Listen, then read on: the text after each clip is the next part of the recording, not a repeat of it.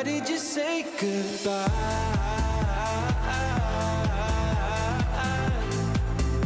It's better to say goodbye.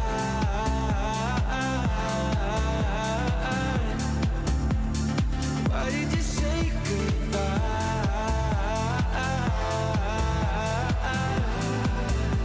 It's better to say goodbye.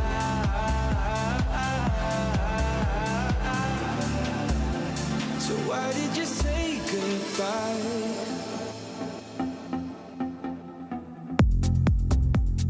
Quiet like the ocean, with the rumble running deep.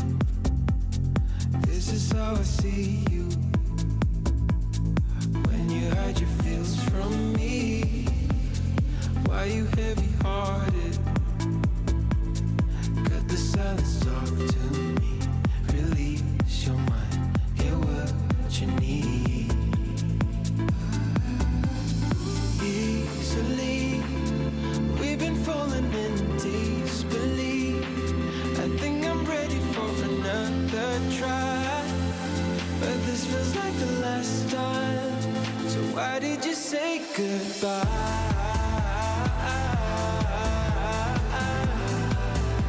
It's better to say goodbye.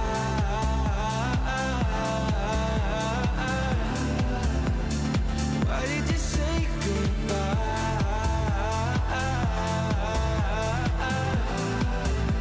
It's better to say goodbye.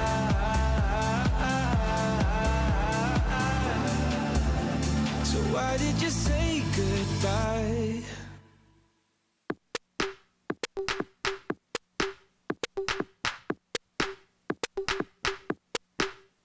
Deep minds, we were forced to be alone.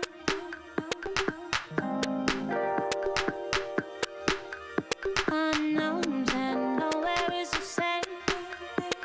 And even when it seems like there's no way out, we'll grow a little closer. We water, we flow. All of us together, we're good, we flow. Nothing is the same, but I'll hold back. I'll hold back. I'll hold back. 'Cause we're better together, better as one. Better together, better as one. Better together, better as one. Better together, better as one.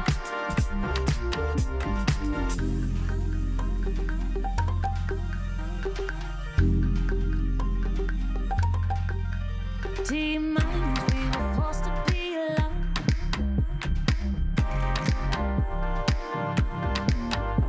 Unknowns and nowhere is the same.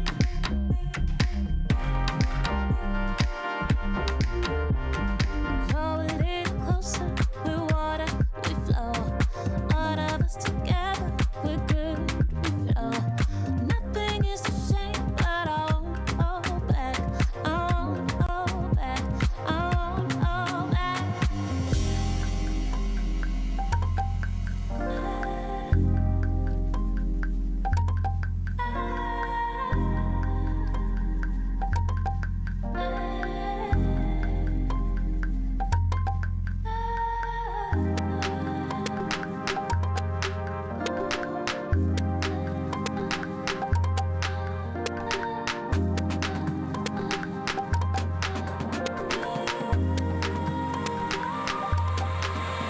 Cause we're better together, better as one. Better together, better as one. Better together, better as one. Better together, better as one.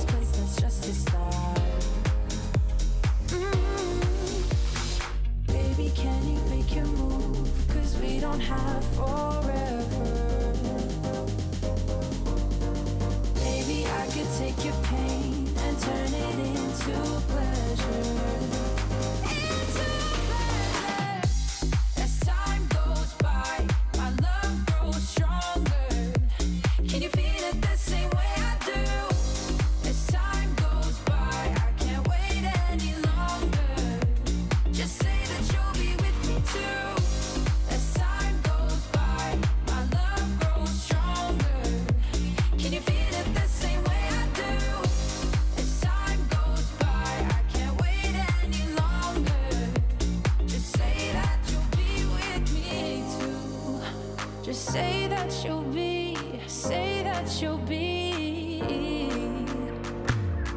I'd be there for you whenever you need me. But you've been holding back. Maybe you're just not ready.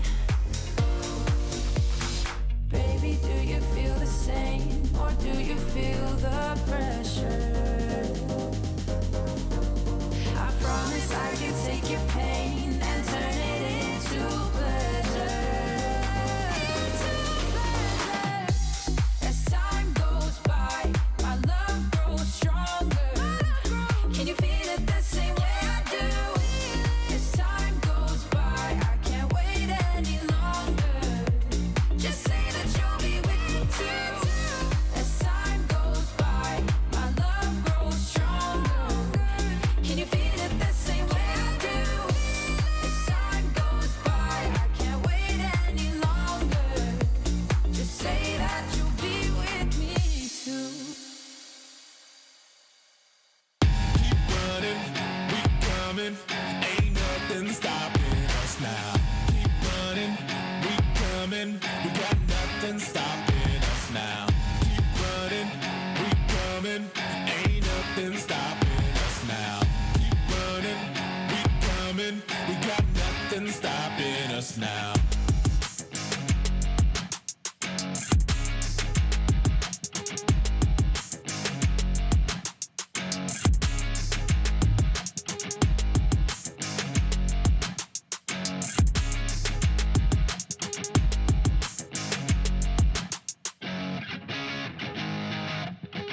Keep running, we coming, ain't nothing stopping us now. Keep running, we coming, we got nothing stopping us now. Keep running, we coming, ain't nothing stopping us now. Keep running, we coming, we got nothing stopping us now.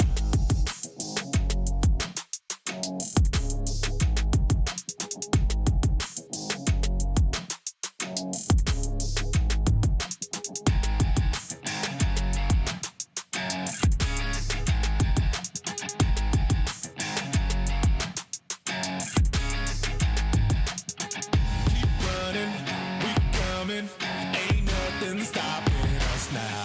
Keep running, we coming, we got nothing stopping us now.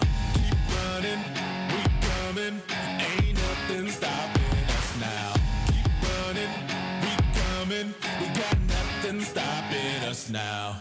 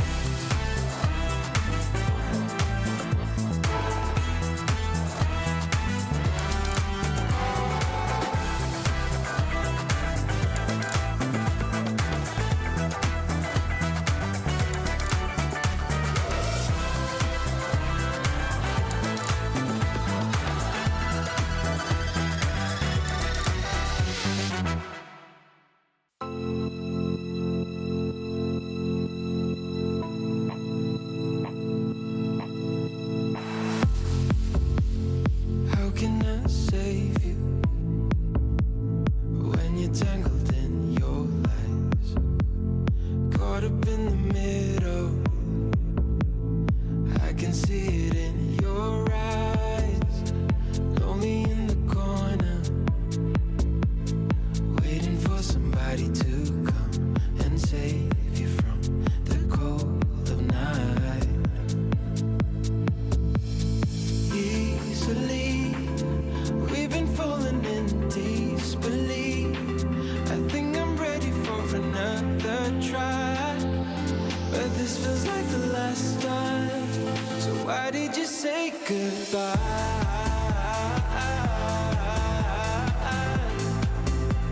It's better to say goodbye.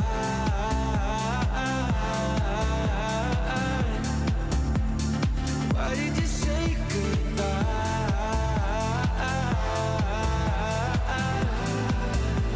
It's better to say goodbye.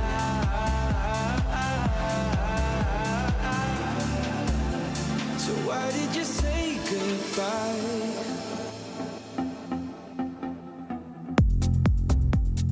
Quiet like the ocean, with the rumble running deep. This is how I see you,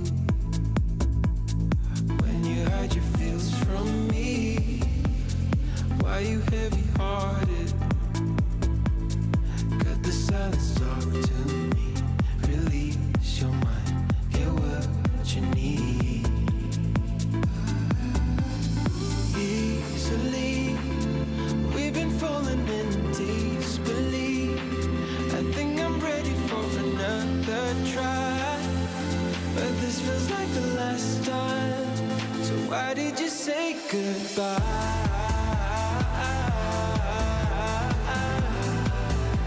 It's better to say goodbye.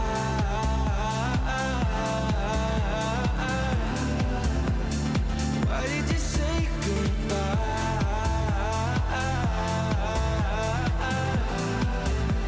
It's better to say goodbye.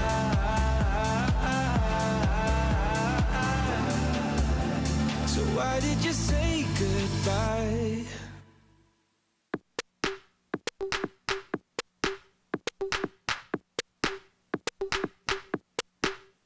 Deep minds, we were forced to be alone.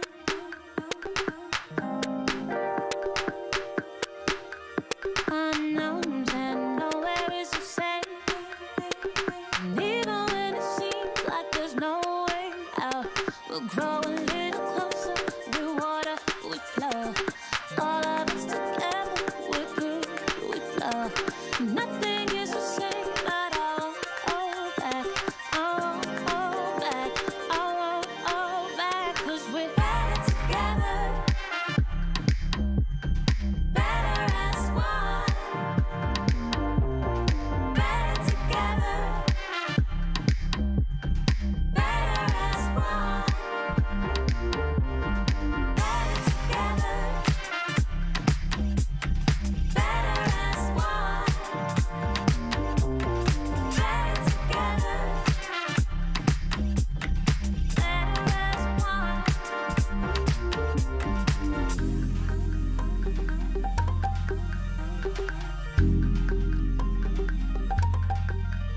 Deep minds, we were forced to be alone.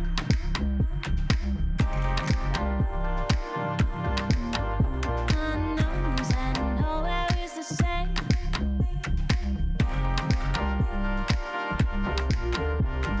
Grow a little closer, we're water, we flow. All of us together, we're good, we flow. Nothing is the same, but I won't hold back. I won't hold back. I won't hold back.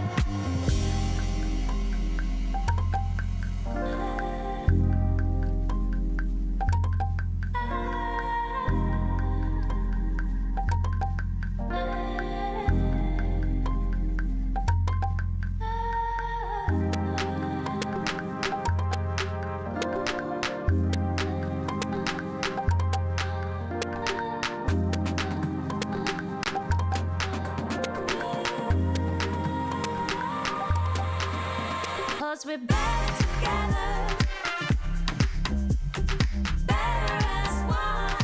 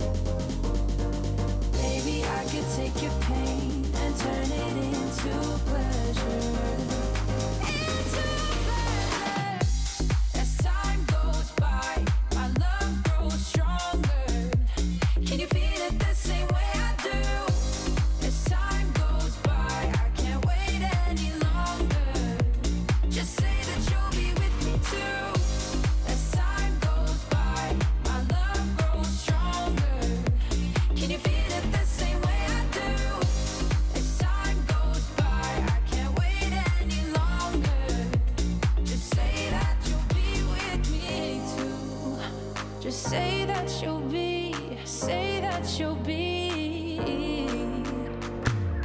I'd be there for you whenever you need me. Whenever you need me. But you've been holding back. Maybe you're just not ready. Baby, do you feel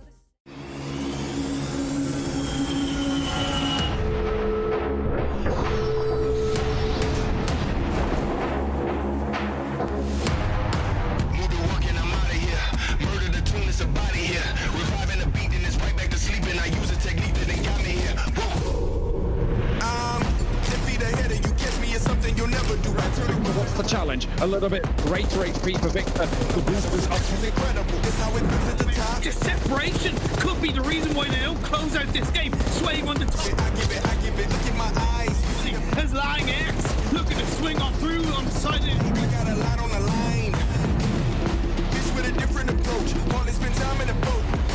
Close together and groups up. A good nade might find all they're looking for. Leg C, leg X.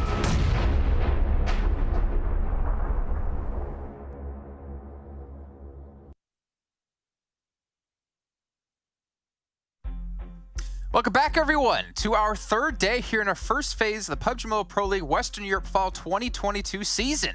It looks like we all color coordinated somehow as we're all wearing blue, but we got myself, Jason Kaplan, Maxman, and Claris there on the end. And gentlemen, we've had 2 days of some pretty exciting play, but more importantly, we've had 2 days of a new team stepping up every single time. And Max, I'm honestly happy to see this. There's some competition going on here in Western Europe. Yeah, exactly. I mean, a lot of the teams that we were expecting to do well have been able to show up, and some new teams, especially like QODEX, for example, really showed up strong in the first day. But, I mean, we saw VIRTUS.PRO get that last win yesterday, and I think that might be the first of many. So there's some teams willing to make a comeback happen here. And not to mention, Claris, the desk, minus me, almost what 100% our predictions yesterday. I'm not quite sure that's going to happen today, though. We were so close, weren't we? But I mean, overall, when we look at some of these teams and how they're playing things out, they're making really decisive moves that are leading them to these kind of great games that we're seeing from them. So they make it a little easier on us because they're making the right decisions and kind of making us look good in the process. I'm okay with that. But I mean, what Max was saying about teams like VIRTUS.PRO, I really want to see Navi have the big step up, man. I need to see them move up 12th position right now. They're a team that I think all of us had probably money on coming into these first 2 days. Not materialized though. I want to see more. Yeah, I mean, luckily for us though, it is like a long event here. It's actually gonna be longer than last season since we have 3 phases with 6 days of play in each phase, and of course we have the extra match at the last day of a phase. But remember, you guys can follow us over on PUBG Mobile Esports. Not only follow us here, Talent, really, but also follow Max, the Magic Man, Max. Not working out. Cool Magic Man. The cool Magic Man. That's right. You know what? He's just so adorable and innocent sometimes. It makes me happy. Thanks. Yeah. Well, you know what? You know what also was magical? Watching Maxman drink a Monster Energy out of a chocolate fountain last season. If you missed out on that, don't worry. We're going to be checking it out later on today. No, I'm just kidding. You guys can check it out over on YouTube with their official energy drink partner here at PMPL. So let's take a look at our overalls, right? We talked about QODEX. We talked about, MADBULLS a little bit. We talked about VIRTUS.PRO. Now we're talking about where they sit currently in our leaderboard. But let's see who's currently at number 1. And it's a decent lead here for MADBULLS, Claris.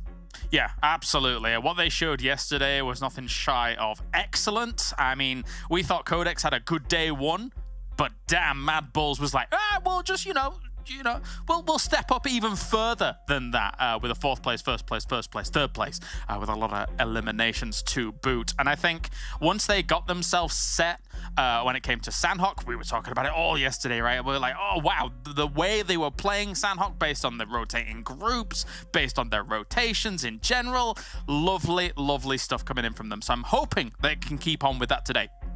Well, Max, what about Eastern Stars? We saw them in 3rd place. Yeah. We know they're in the past a really good team, though we haven't really seen them really bring it home when it comes to getting to the European regionals and performing there. But they're having a pretty strong start so far in the event.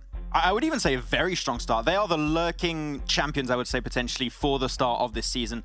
They got 2 approximate 50-point days, which is a really good average to get. And that means if you see MADBULLS fall off, if you see QODEX fall off, I think Eastern Stars will be the one to take the crown potentially in this first phase and overtake it. Not only them, but also Game Lord. I think these are 2 teams that have been extremely consistent, and if Codex and MADBULLS, as I said, have a bad day, they might be falling down below those two teams. Well, you know what? Talking about those teams, two teams having a bad day, let's look at their good days here between Codex and MADBULLS. So we're gonna look at day 1 for Codex up against MADBULLS from day 2, and we can see, well, MADBULLS went even further beyond in quite a few categories here. Yeah, and they had some really good spots to play in particular. I think the MADBULLS, the biggest improvement you can see for them is their eliminations, 39. The first day, they still got some good placements, don't get me wrong. They got like a second place with 6 eliminations, a third place with 2 eliminations. They were getting to the late game, but not able to convert it into frags. But, I mean, Galaris, that second day, Chicken Dinner was 10 elims, Chicken Dinner was 13 elims, third place was 11 eliminations. They really changed up their aggressive playstyle, and it worked great, allowing them to actually outperform what Codex did in day 1. And I think the cool thing about this, when you kind of compare these two, as we move on briefly, but I think I would love to jump back if we could here, because we need to look at how the healing compared to the actual wins actually matter.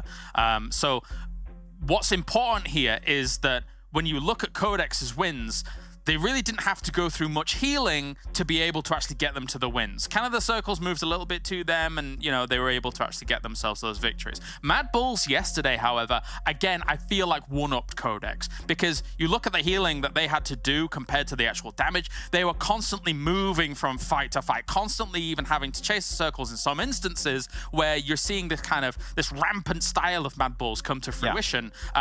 And still getting the victories off the back of it. So I think when you look at the numbers as a whole, very excellent by MADBULLS in day 2, even over what Codex provided in that first day.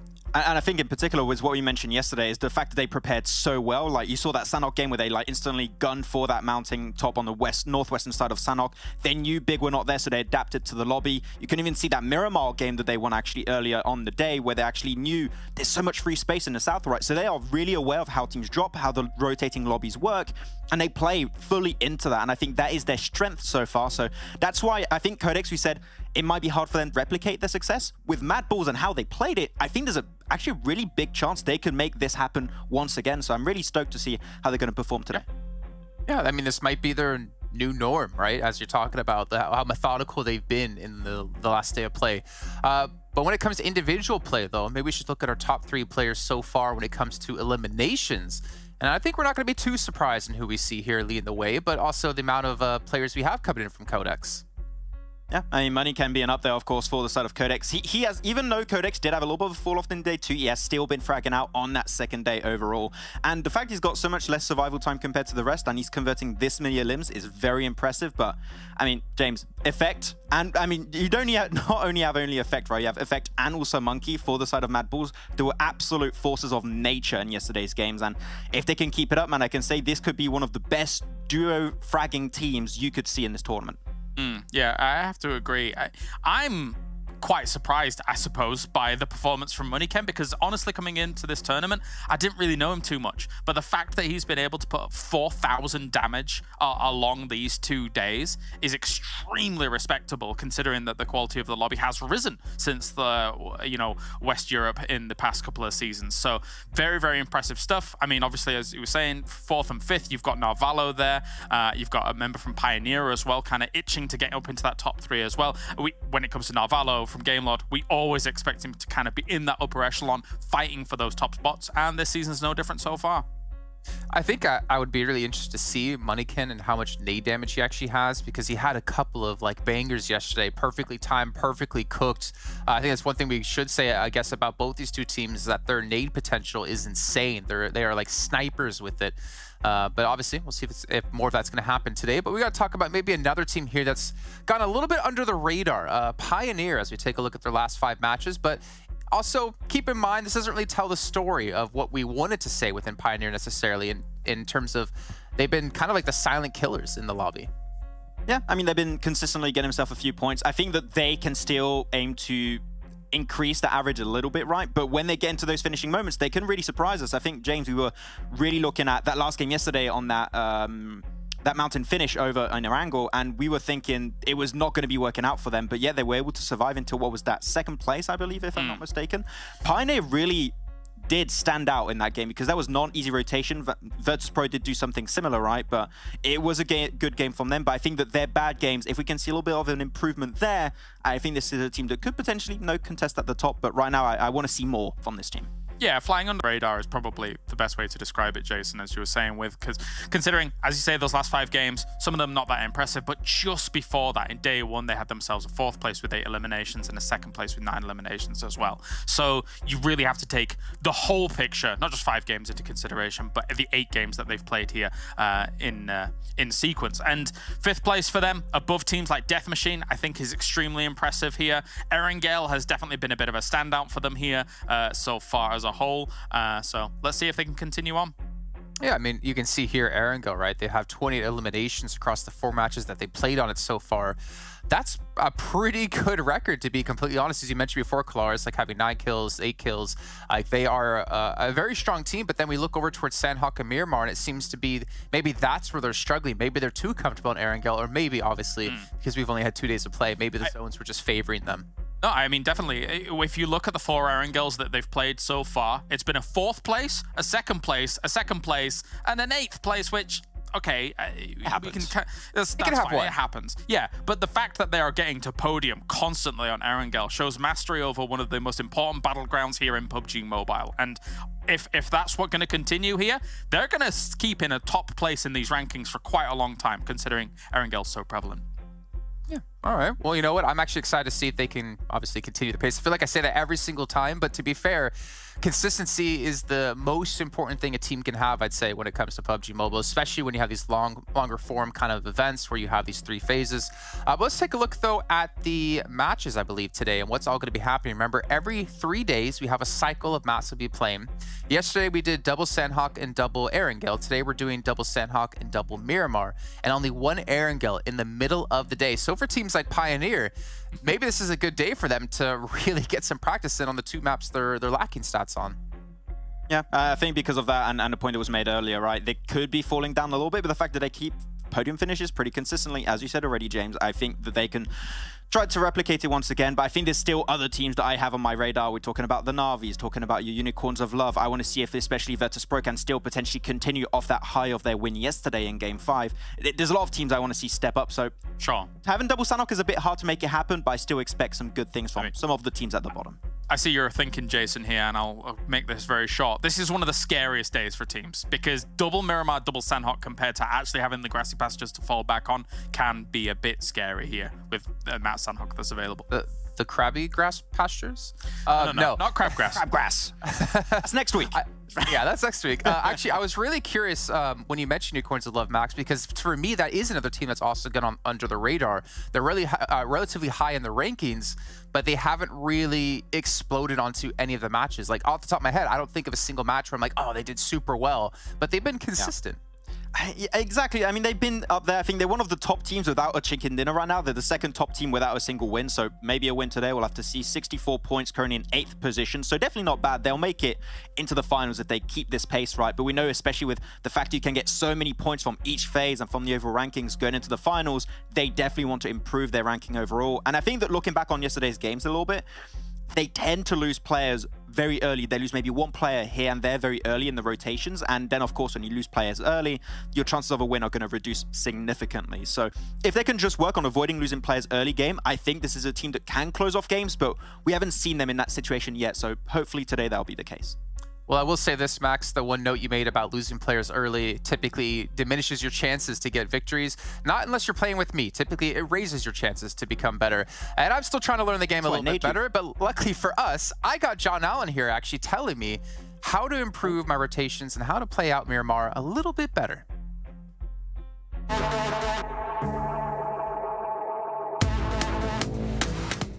Surviving on the battlegrounds is a grueling task. And that's even harder on Miramar for its large open areas. Moreover, vehicles in Miramar are feeble in nature compared to sturdy vehicles like UAZ and Dacia that are available in Erangel. Nevertheless, you have to make your play with what you have. So let's talk about how you can use those vehicles to your advantage.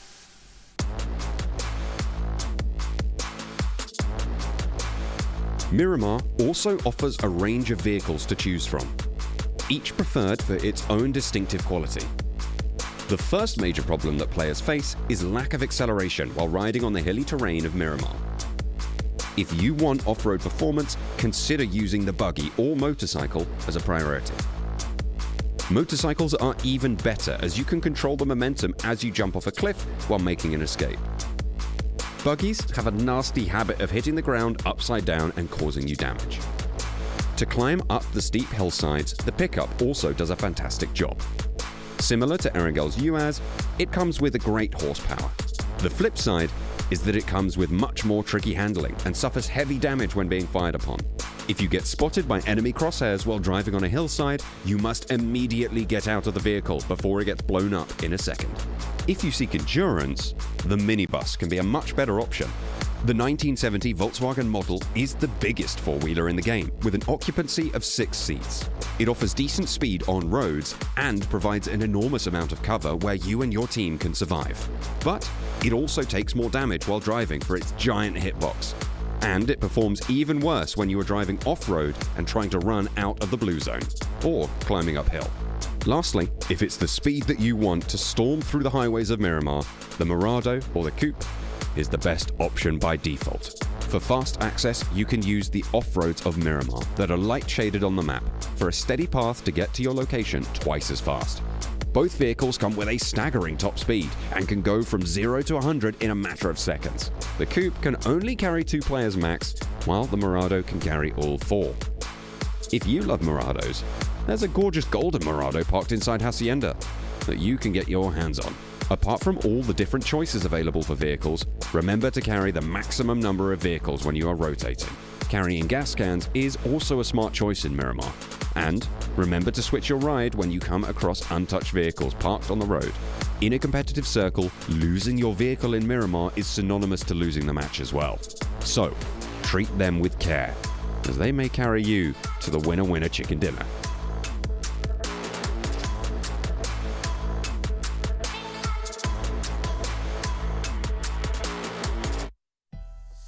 So I'd say in theory that helps me decide what kind of vehicle I want to use. However, being able to drive them is another tall task for me. But maybe I have my, well, I guess I'm the, what's it called? What's the co-pilot? And Max can be the pilot. I was going to say useless driver, but yeah, I guess that works. We just let you walk. We just drive without you. Well, if you are blank, that is exactly what he does. He takes my vehicle and drives off without me. Anyways, gentlemen, we're about to head into our first match of the day as we start things off on Miramar. Is there anything you're looking forward to watching out for in particular? Are you looking for any specific team performances? Are you looking for any hot drops potentially? Because we have had a lot of drops switching depending on map in particular. Yeah, for me, I would say I want to see if MADBULLS are going to continue like their super snappy rotation based on the lobby rotations. With the type of maps we have today, if they can find consistency again today, I think that would be a really good mark of like this team is here to win. So yeah, I think MADBULLS, I want to see if they can keep it up here. Yeah, for me, I guess I want to see if Death Machine can get back on the horse for Miramar, as we're starting off on Miramar, right? So I think that they can. They had a bit of a rougher time yesterday on it, so let's see if they can look up their ideas. Buck up their ideas. I like that. Let's go on over to John Allen and Blink, though, because the first match is ready to go. So get your seatbelts locked in.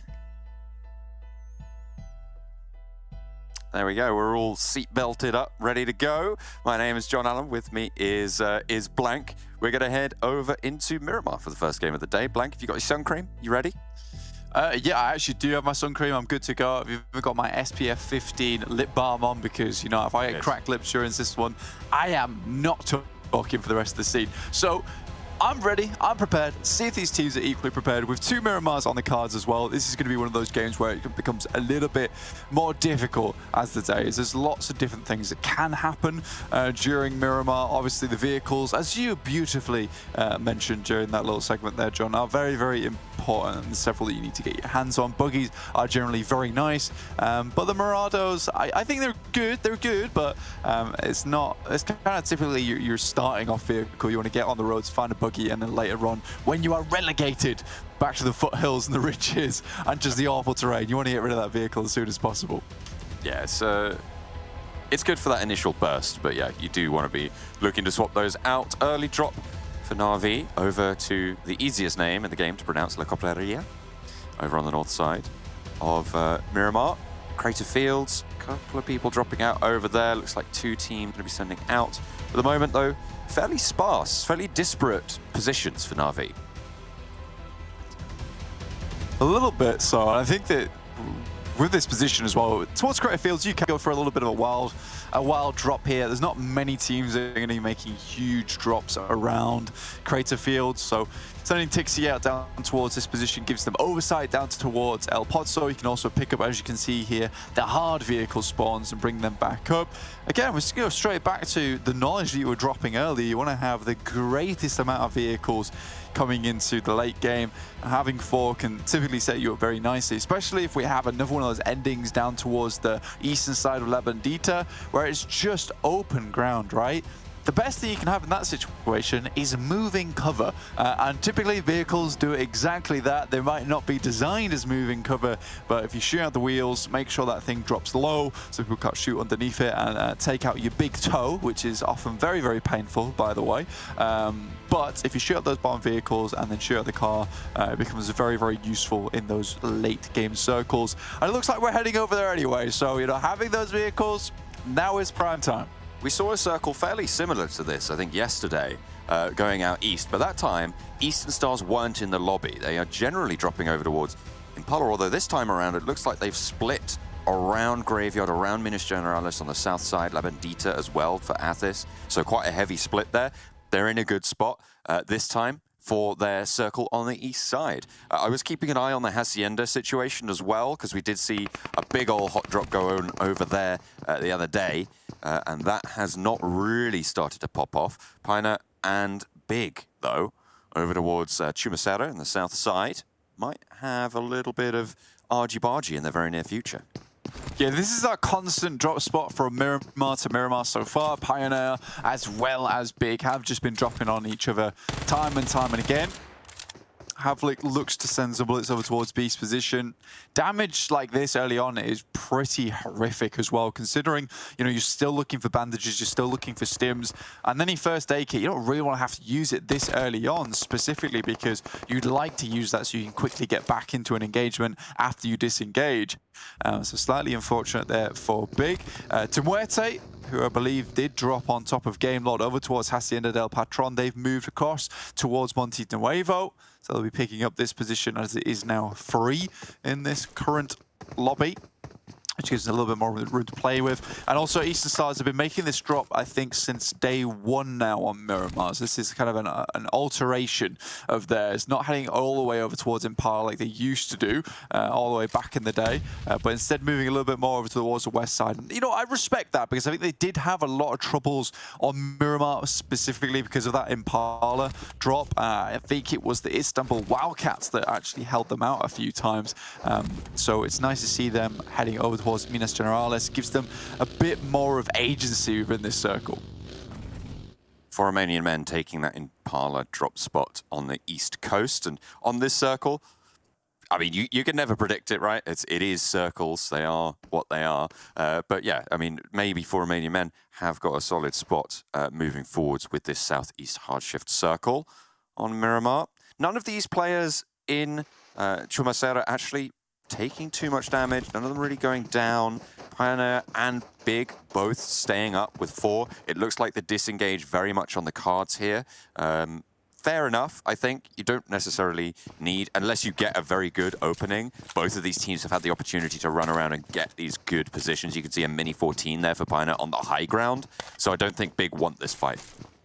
Yeah, I think for PIONER, dropping in on Miramar has actually been quite successful for them so far versus Big.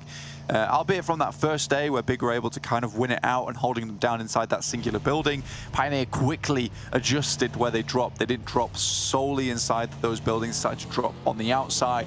It's kind of threw Big for a loop day 2. And this time around, I think both these teams are just thinking, you know, with 2 Miramars today, is it really worth it us going for this long drawn-out engagement in Chumacero? And I think for them, you know, it's a case of we can still take pot shots at them from afar, but we'd rather just get looted up instead of taking an early fight, because, you know, shotguns being more prevalent in this day-to-day and players having much more experience with them.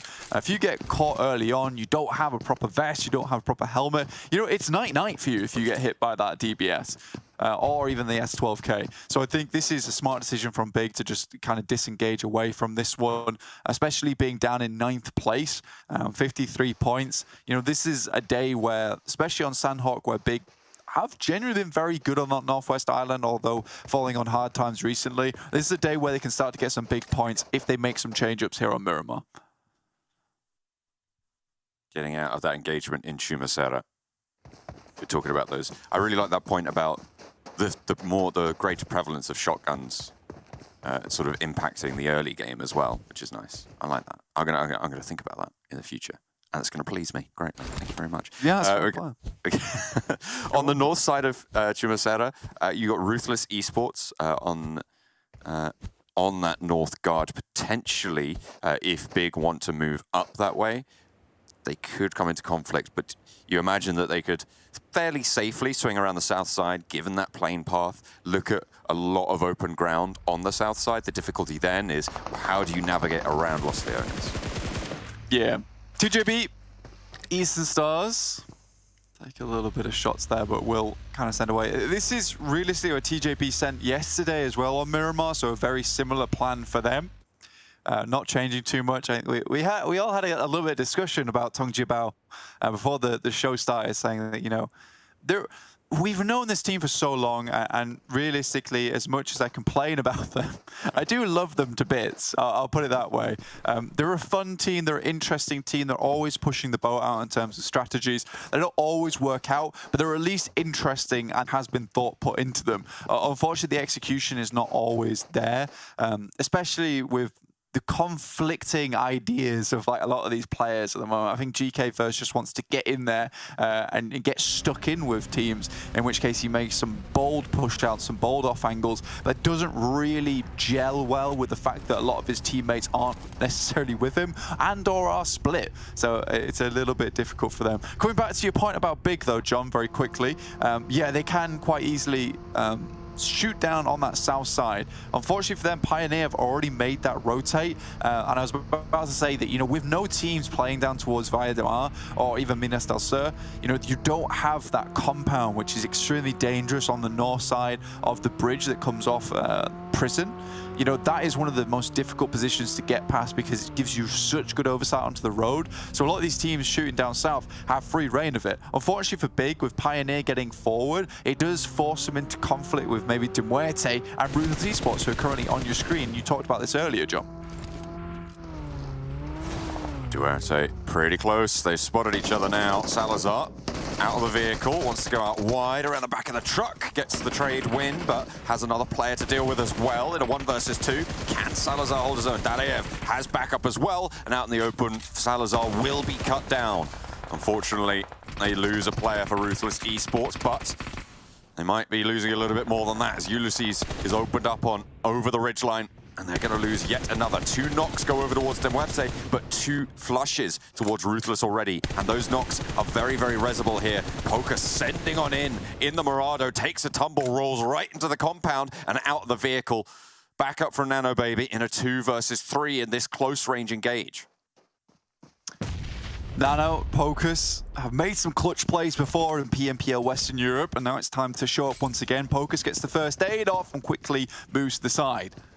Nano Baby repositions on the inside now, healing coming through.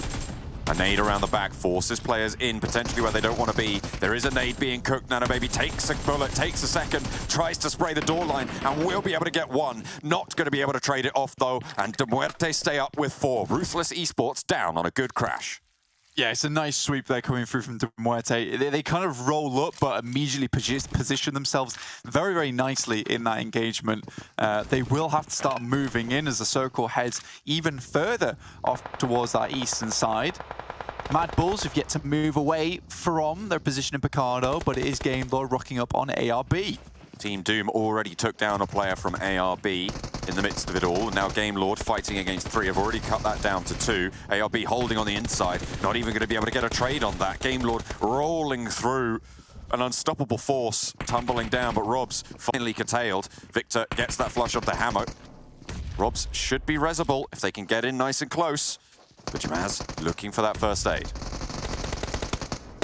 Should be able to pick that up. The Game Lord are just absolutely crazy here, just sending bullets down towards Jamaz's way. He's like, I don't think I can sit out anywhere. I feel like all the angles are held Finally, the bullets do subside. Now, Gamelord starting to toss some nades through. That should have done just a little bit of damage, and that's the one from Victor. Side to side, you get nades on both areas, so no matter which way he does pull, that was very well coordinated. Jamaz was going to go down. Now they can start focusing on trying to move across this field ahead of them. They should know where TJB is, roughly, considering this is a spot that they've taken up multiple times on this eastern circle.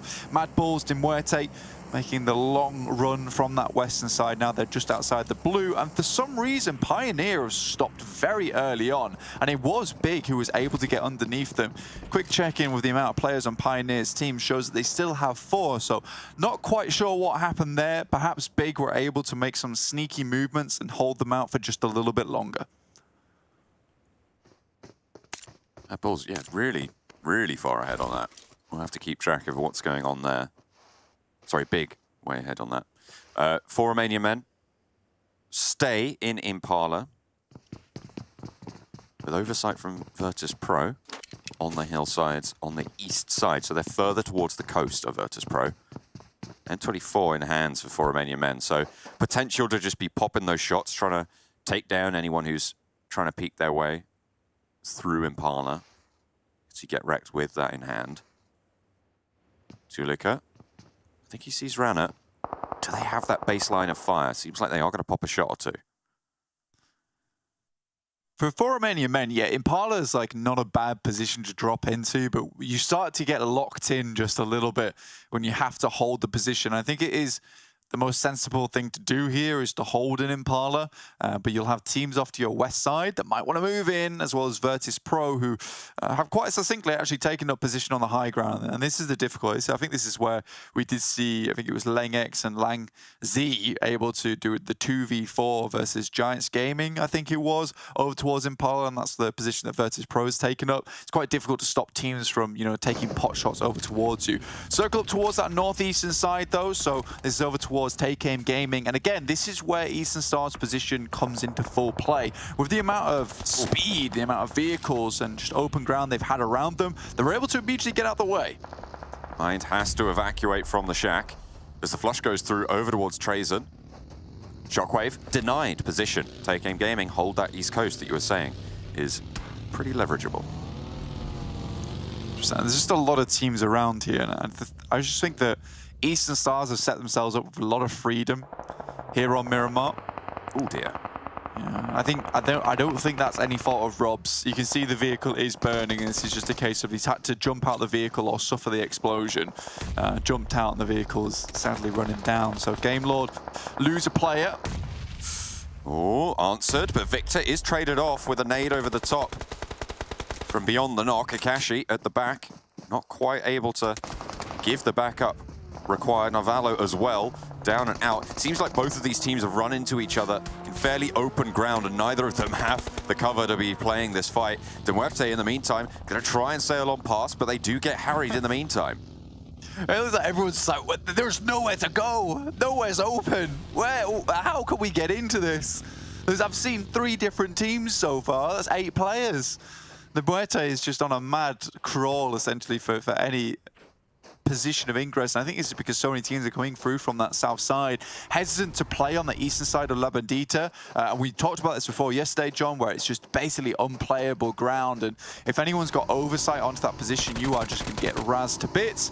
And TJB still have 4, surprisingly, but now they're being absolutely torn apart by NEXUS among other teams in this area. Oh no, there is just no cover there for TJB. They have had such an unfortunate time on this rotation. That Southern Crunch really putting the pain on. Now 1 player left for TJB, just Lin. And PIONER might want to try and roll him down. 1 goes down, trying to hop out of the van, and it will work out. TJB eliminated as PIONER finally put a stop to the proceedings. Yeah, not sure about TJB's positioning there. Again, they take the 2-2 split, but I think the 2-2 split does not work when you have 6-7 teams rolling through that position, all with vehicles early on. With the plane being so kind early, it did allow a lot of teams to pick up those vehicles and get them on their side early. So with this open ground, like the exact thing that teams want to do is just roll straight through. And I think for TJB, they were sort of left high and dry about any vehicles of their own and couldn't move away from that spot. Slightly unfortunate. MADBULLS, who have been on the tear recently, you can see them down towards the south side. Again, it's going to be difficult though, and we are ending up towards Impala. I think it's VIRTUS.PRO have a very, very good position up on high. They've not have to leave yet. It's just slightly dangerous with the circle being a little bit towards the north, and coming down from there, always a hard time. Eastern Stars, though, very, very comfortable in their position at the moment. Big were trying to push up onto VIRTUS.PRO's position on that high ground, but already swayed down and flushed. So Big down to 3 right now, but I mean, he did manage to make it a lot further up that hill. Might cause VIRTUS.PRO some problems. Game Lord as well, pretty close by to Big's route of ingress. Akashi and Narvalo, only 2 players alive right now. Nades over from Big. Akashi tries to move forwards. The ridgeline providing cover for just the time being. There were just so many available routes into this circle, especially on that south side. Absolutely no one gate kept. Everyone was very concerned with getting in.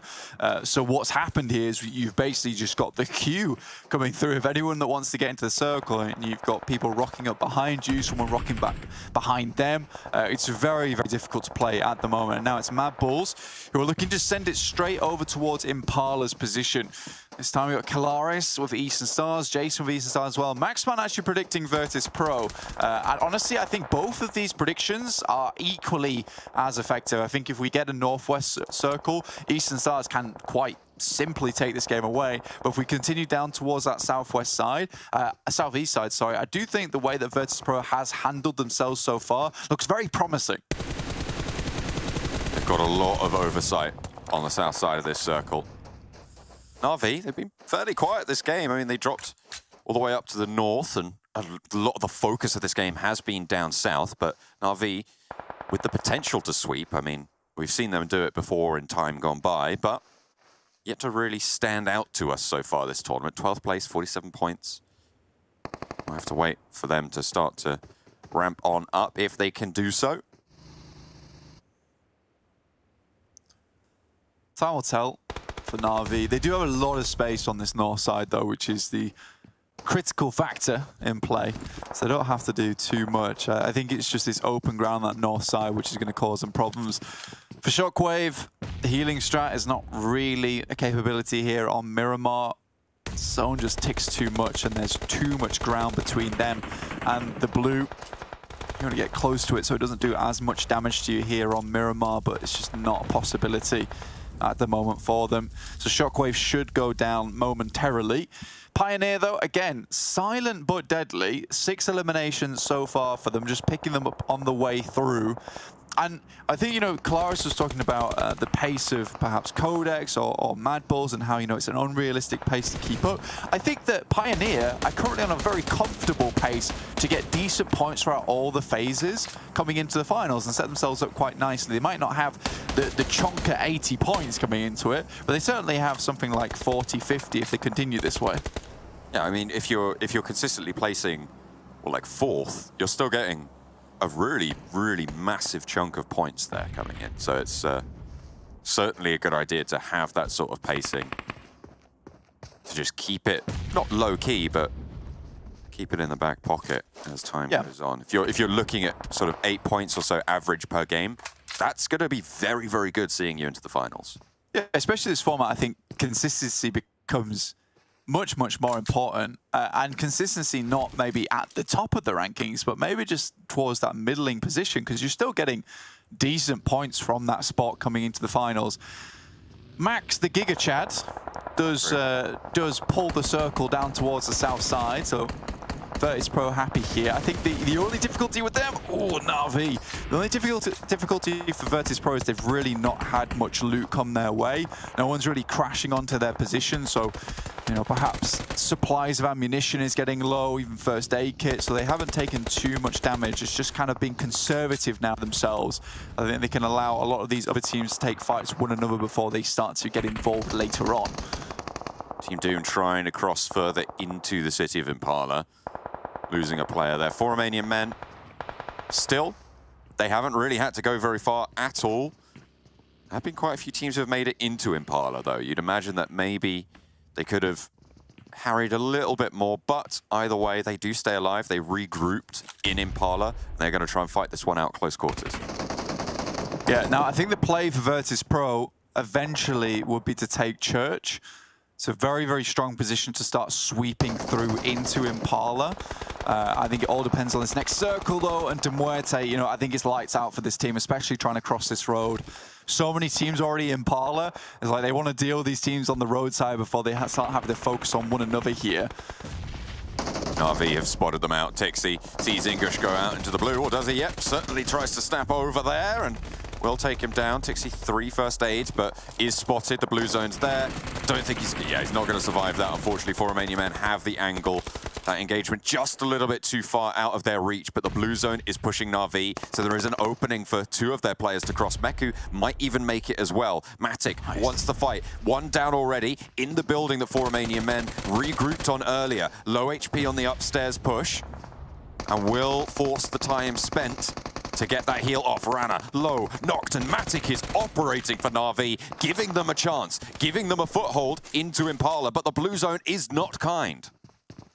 Honestly, a seriously heroic play here coming through from Matic. Understands that he just kind of has to do the majority share of the work here if he wants to get the rest of the team in. Circle heads up towards the northern side, so once again, 2 boys on the desk, Jason and Claris, can breathe a sigh of relief here. This really does open things up nicely for Eastern Stars. And if anything's to go by their first game in Phase 1 at Erangel, where they were holding down in a compound with several different angles, very, very nicely done. Oh, Black-White just hits the deck. Just hits the deck before that final bullet can get the knock over towards Na'Vi. And 4 Romanian men, oh, they're spotted. Meku now. They can get Rex down low. As Na'Vi move through. Close quarters, this is a pretty good chance for Na'Vi to show us what they're made of. I mean, I think they're already doing that. I mean, they've made hard decisions, hard choices, and made them work. That's Frosty taking down Killer, though. Has eyes on. Killer just takes the wrong path here. And this is the difference between them and Na'Vi, is they know the sight lines coming through into Impala. Eastern Stars trying to get a little bit more pressure within this circle, a little bit more control. They're holding on the roadside. They don't want to be too far into the actual city itself. I mean, you talk about knowing the sight lines, none more so than Eastern Stars, right? They will be very, very familiar with this territory. So from the northern side, they definitely have got that chance. VIRTUS.PRO, in the meantime, they have got down and into the thick of it, Blank. It looks like MADBULLS will be taking up Church themselves, so they will have some high ground position to play around with. It is just a little bit far out the way. That's Monkey who's holding on to that position for the time.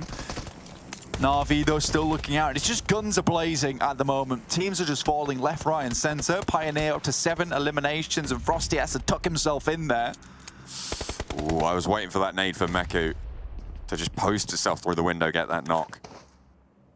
Na'Vi up to 6 eliminations, Pioneer 7. VIRTUS.PRO down on 3, but they have basically the center of the circle in 2 or 3 buildings. They're taking the split across the road, and that is a dangerous play to make. They've made sure they took the time, made the smokes happen, get across into these several positions. Again, VIRTUS.PRO very good at keeping all their members up and alive during this. Fortunately, Na'Vi do take a knock. And Meku, it's him up to the plate this time to protect the team, whilst the others regroup, restabilize. No stragglers in this lobby, only 3-player teams for the most part, but kind of suffer at the hands of VIRTUS.PRO. Na'Vi managed to get back up to 3 after a nade knock from VIRTUS.PRO. Frosty back to the blue there, a nade around the side, but already repositioned away from Zero, lying in wait. VIRTUS.PRO are looking at the hillsides now. They see that nade coming up from the ground from the MADBULLS towards TakeAim Gaming. They know there's 2 teams on this hillside. Awkward position here, and TakeAim Gaming, who have not moved down from the ridge just yet, they might be able to get a very, very good position on the top side. And if it moves further east, this could be the most unreal patience game from TakeAim Gaming. Ooh. MADBULLS lose a player. The Havlik from PIONER, spray around the side for Zero against Meku, but none of them going down. The rest of the team, though, jump on out. And Team Doom face 2v1. A nice spray down in the corridor there for Matic to be the last alive, but there's a backstab. It's the Eastern Stars. Take Aim Gaming want to try and suppress that. Na'Vi down and out. 6 teams remain. It's a curious push. I'm surprised Take Aim Gaming haven't moved further across as of yet. I know that teams will have line of sight onto them. Happy just about makes the push. The MADBULLS still going with just 2, Xeric as well as Effect. Effect being one of the heavy hitters. Moneycan unfortunately not in this game with them. PIONER 8 eliminations already. Last player standing for them. Up into 6th place. Again, consistent, solid points. Unlikely that they're going to be able to take this one home, but look at that. 6th on the game, 8 elims. Good result. Eastern Stars now battling for an even better one for themselves. Take Aim Gaming eliminated, and they will deal with that threat. A really solid possibility that these guys are going to take this one home in their old home territory. It's an interesting push from Take Aim Gaming, and I kind of expected them to utilize those smokes a little bit better, but it felt like they fumbled it, like they were just a little bit out of control in those last seconds. And try to take the fight from a very, very open area instead of moving up towards that north side of the circle. Team Doom, 1 player remaining, but VIRTUS.PRO have a lockdown here. Now Chulika looks over towards Eastern Stars, and it is VIRTUS.PRO versus Eastern Stars with a couple left remaining from MADBULLS.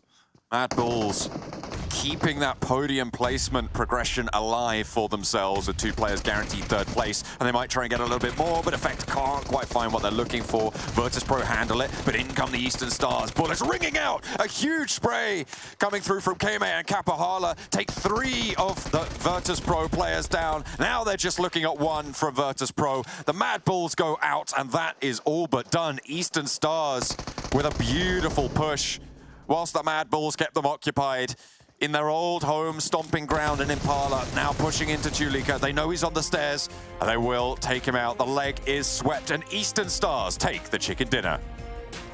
Really, really good win there as well, honestly. I think they made a lot of smart movements in those final moments as well. And again, I really do like this new drop spot from the Minas Generalis. Again, I said it at the beginning, and I'll say it now. Very, very good agency it gives them at the beginning of the game. And you saw how 4 Romanian men just kind of got overwhelmed in those latter part of the games because they dropped initially in Impala, and that's where everyone wants to go. Instead, Eastern Stars are able to bide their time, choose some different spots, save on to a lot of utility and a lot of their vest and helmet before that last part of the game. Again, really, really nice sight lines they took in those last moments. But I think the critical thing for me is that last little engagement where they spotted that MADBULLS were taking shots, throwing nades in. Yes, it's only 2, but Eastern Stars, they don't hesitate 1 bit, John. No, they went straight for it. They went straight on in, and for their troubles, they take home the chicken dinner. We're going to head back over to the desk. Well, I can see Blank is the only one who didn't get the memo that we're wearing blue today, but Keme, what was that? That was insane out of him. He pulled off a ridiculous spray down at an angle that VIRTUS.PRO was not prepared for. But you know what, Klaris? We got it. We got the prediction right. I'm off -1. I'm at 0 now. I'm happy.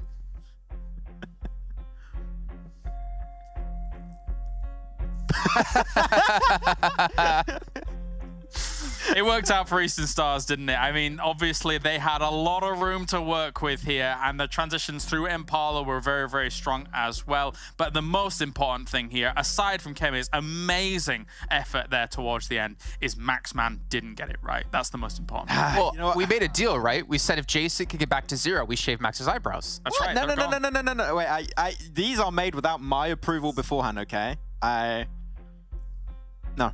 Let's just stop it now. Okay, I don't like it. Well, I like it as a talk player, about but that this, was right? too much. Okay. Let's take a look at the match rankings here really quickly and talk about that last match. I mean, Eastern Stars, I was saying to you guys, like, oh, they've been here towards Impala for so long. I mean, yeah, Impala's, you know, obviously higher from the position they were in, so they couldn't really get any shots off, but they had 0 limbs, and then they come out with 10 at the end. They were just waiting to strike like their prey in the Serengeti here. 10 eliminations, 25 points for Eastern Stars. Fantastic job.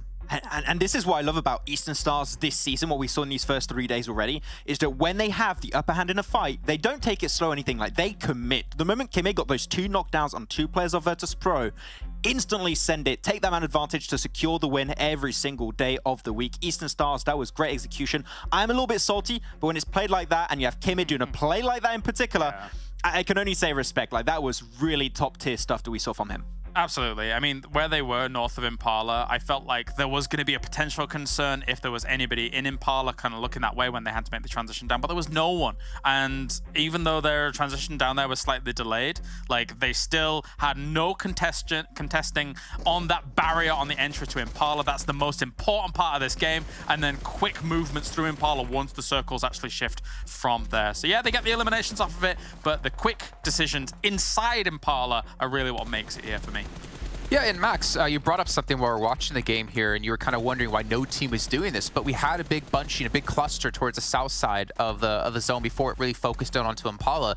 And you were mentioning that, like, why are no teams rotating clockwise, actually, to get around this big cluster to maybe get themselves into Impala? Yeah, I found this actually really surprising. I was looking at the teams and where they were positioned. I think it was the phase 3 shift was like the really hard shift a lot of teams struggled to adapt to. South, you had so many teams. You had PIONER, MADBULLS, Big, MUERTE, GameLord, NEXUS, TJB. All of those teams down south, and up north you only had 3 teams, and that was Na'Vi, it was SHOCKWAVE, and it was also, I think it was a Take Aim Gaming, the one that was also Eastern Stars. So very little teams up north. The main thing you want to avoid, of course, is going to be that big, massive field over to the west of Impala, but I think there were a lot of options that I think teams struggled to realize, and that's what caused the demise of like MUERTE, TJB, GameLord. So there were options in a rough circle like that, but I think that teams are just so focused on getting in circle, they kind of forgot about all that. So there were options, but unfortunately none of them spotted it out. And to be fair, a lot of teams did survive to get in towards Impala there. One thing I do want to focus on, though, we got to look at Eastern Stars and their player stats. I'm curious, with Kime with that spray down, I think we were wondering, did he get that squad wipe on a VIRTUS.PRO by himself? 648 damage, 4 eliminations with 4 knocks. A fantastic little, I guess, cherry on top of that match here for Eastern Stars with Kime and the angles he pulled off. I mean, that's 2 out of 3 days now that they've come out of the gates absolutely swinging. And yeah, do I have to say it for a 10th time? Kime is a great addition to this team. It's brilliant to see him here on Eastern Stars. We always thought here, Max, that he, back in the previous season, we were looking at him on his previous roster and we were like, he's going to get picked up. We said it on the broadcast, he's going to get picked up. And here he is, getting picked up and pumping out damage when it comes to dealing with VIRTUS.PRO of all teams. And Jason was making an astute observation as well, in that these CIS teams are very good in these close quarters fights, but then Kime comes and ruins them, absolutely ruins them. I mean, to be fair, the angle he had was ridiculous. Yeah, I mean, I'm happy on both sides about that. But, I mean, catching him off guard, it was a fantastic job by Eastern Stars. But let's think back to the start of the day, right? We talked about another team. We talked about PIONER. I want to take a look at their stats here in particular because they had 4 placement points. But again, 8 eliminations. Somehow this team is just continuing to rack up a limb after a limb after a limb. And obviously when you have a player like Black White on the team who's been known in Canadian Power before, I mean, he's a staple of this region in good players. He's helping take this team, I should say, to another level here. Yeah, I mean, we saw it the last, especially day 1, I believe it was, where they would get to the late game, get a lot of eliminations. This is a completely different game we saw from PIONER because they were one of the teams that were forcing their way through Impala, through the city itself, and they remained as like a 3-4-man squad for a really, really long period of time. In a city finish, that is not an easy task at hand. So the fact that they were able to get so much work done in this game in particular is very impressive. But yeah, Black, a player that we expected a lot of things from. And also Izu was a player that also stood out in the last few games we saw where PIONER would get into the late game. So I think this is a roster note that I didn't know too much of, but I feel like I've been impressed. So if they can actually close off a game, I hope to see how that would pay off.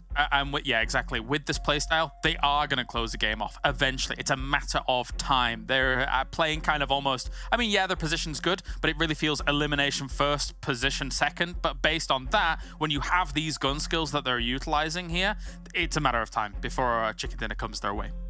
Okay, I want to turn our attention maybe over to our next match here, which is going to be Sanhok. Now we have groups A, B, C, and E playing, which means we have no ROMANIAN men, no GameLord, no MADBULLS, unfortunately, and no Team Doom. But my focus is maybe over towards TJB and the change they've done multiple times now on Sanhok. I'm curious if you guys have any thoughts on what they might do this time. Really? I don't have an idea. They changed the drop like 3 times. They have an idea of what they're doing. I don't know. We have 3 Sanhoks. All 3 Sanhok drops were different. One was in Same. They got hot dropped by MUERTE and instantly died. They had 1 drop north of like Tatmok area and 1 over to the east actually of Paradise Resort. So they are willing to change those spots as much as possible. But the moment they find consistency on the spot and they're going to stick to it, I think that's when we're going to see a difference. So yeah, we'll see. But I don't think that we're going to see one steady drop today potentially. Yeah, I think they're going back north, and I think they still need to iron out these kinks that they have in their armor at the moment. I don't know how they're going to approach it from that northern side, but even the approaches that they've taken so far, they've kind of got themselves almost caught on the edge of circles and not really. It feels like they're a bit directionless right now in Sanhok. Is kind of what I'm trying to get at, and they need to find a direction. So looking at the map performance when it comes to Sanhok, right? I say Group D sitting out, so we're not going to have Game Mode in there, which is one of the top contenders for this map. We're not going to have MADBULLS in there, which is another top contender. So my eyes are already focusing towards QODEX here as being obviously the best performer when it comes to Sanhok. But without the competition of those 2 teams, I wonder if this is not a free win, but this could be a big game here out of QODEX.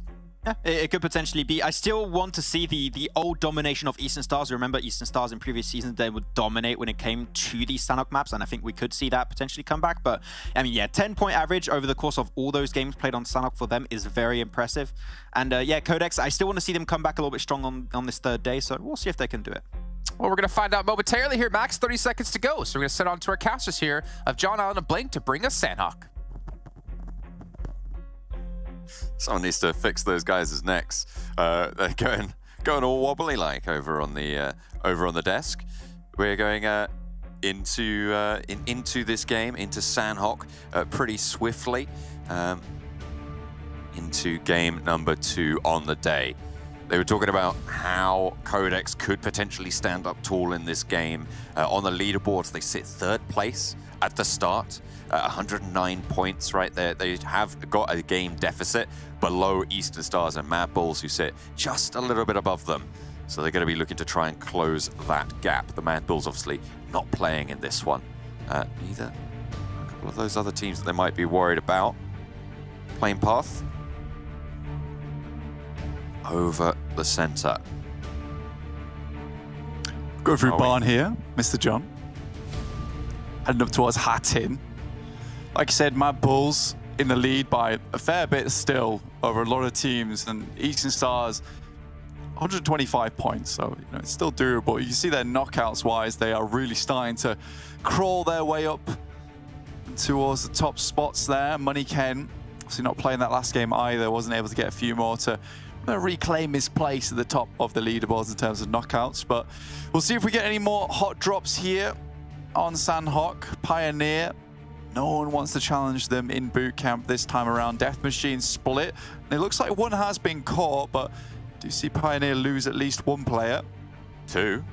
Hang on a minute. What's going on? Is this 1 player? Is this just Samo from Death Machine taking on the whole of Pioneer? 1 dude. Okay, there he is. He's finally curtailed. I guess, it's early on the hot drop, maybe found the weapon in the warehouse on the north side and was able to do something there, but Pioneer will be able to res those 2 players. Although that is their first knock for both of those players. Might impact some of the mez that they're able to get, but it's so early, it's not really going to impact their armor health, their helmets, their body armor, or really, honestly, it's just a free point for Pioneer.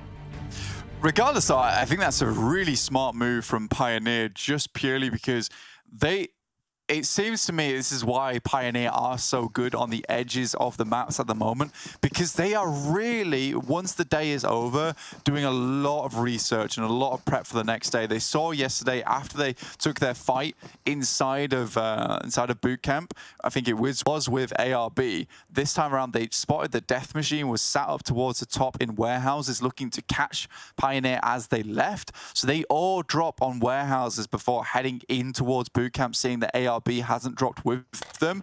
Very, very smart play there from Pioneer to kind of prevent that gatekeeping happening from Death Machine. And now down to just 3 players, they're going to have to play a little bit more cautiously now. QODEX, so MONEYKEN back in for this one, looking to, you know, drop those knockouts just a little bit higher. He wants to stay claiming to that first place spot in terms of that. They do have NEXUS ahead of them, who've really been quite quiet despite picking up a few new players in terms of Octavian, Doran. You know, it's just not been as good as we hoped it to be. Not the firecracker, but it is still early days in the tournament, right? Whoa! Oh, what's going on? Average of limbs, 10 for QODEX, okay. It's kind of crazy on Sanhok, yeah. That is kind of nuts. QODEX maybe looking for a couple more. And perhaps this is the root of it, right? If NEXUS keep hot dropping them, and those eliminations keep going on over, might be good news bears. Yeah, you do get a bunch of points right off the bat. And we were talking about this yesterday where we were saying that, you know, there's a fair amount of teams at the moment that are just hot dropping in the early game. And they're getting 4 eliminations, 4 points right off the bat. Unfortunately, it looks like Eastern Stars might not be able to hold this one out. Keme does have a long-range line of sight onto this position, though, from across the way. I don't know if he's able to spot. There is a vehicle coming in, so Na'Vi coming to back this one up. Respect this. You don't want to just send one player across. But look at that. NEXUS actually find the first knock onto QODEX. Okay, so good news for them on the south side of the Pioneer crossing. Athis, yeah, crawling out in the open. That's it. Curtains. Tixi able to just spray that one down easily. Eastern Stars can cut their losses. NEXUS going across the bridge. PNL isolated. Shotgun in hand. Close range. It's deadly. Pushes it through the door, but they're all hitting the wall. Finally managed to land one. And we'll be able to go 1-for-1 on the trade. Octavian knocked in the meantime, but QODEX losing a player. Was the last bullet, you know. That is slightly unfortunate there, especially when he was just caught with his proverbial pants down, reloading inside the building. Really should have been a free elimination, and no knock should have gone back NEXUS's way. QODEX would love to try and bring this one back up to an even playing field by getting a knock and maybe a flush here, but they have backed out of Painan. Respect this decision, almost immediately sending Vito out wide. Protect the 2 guys that are still trying to hold some semblance of position within Painan. But NEXUS quickly took their opportunity there. Looks like morale is not completely deflated just yet. But with their split, it's forced QODEX out. And look at that, level 1 helmet and vest for Vito. No meds. The loot not going to be on their side for this moving forward. It's going to be difficult.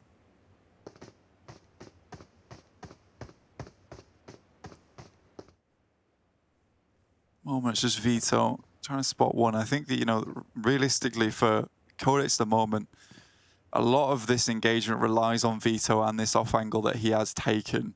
ARB aren't too close, but now even Folly's moved back, and MONEYKEN is just the one relaying information back up towards these guys up top. They know that NEXUS have to move through Painan or disengage entirely, but it's unlikely that NEXUS, with that first knock and elimination, is just going to let QODEX leave so quietly here. So I think setting up an ambush is quite smart from QODEX.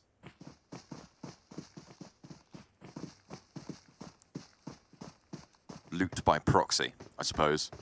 Let NEXUS Gaming sweep everything up from Painan. Move on out, try and pick it up off their bodies. Out of those crates. Shot stringing in. They just got a little bit impatient there. Wanted to take the fight.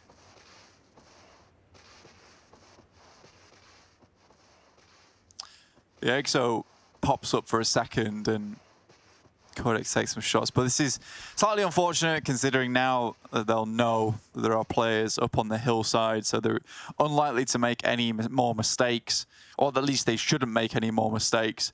I think now MONEYKEN is the new little thing that will make the entire mousetrap pop here. So we'll see what he can get done. Unfortunately, it is sort of 1v4.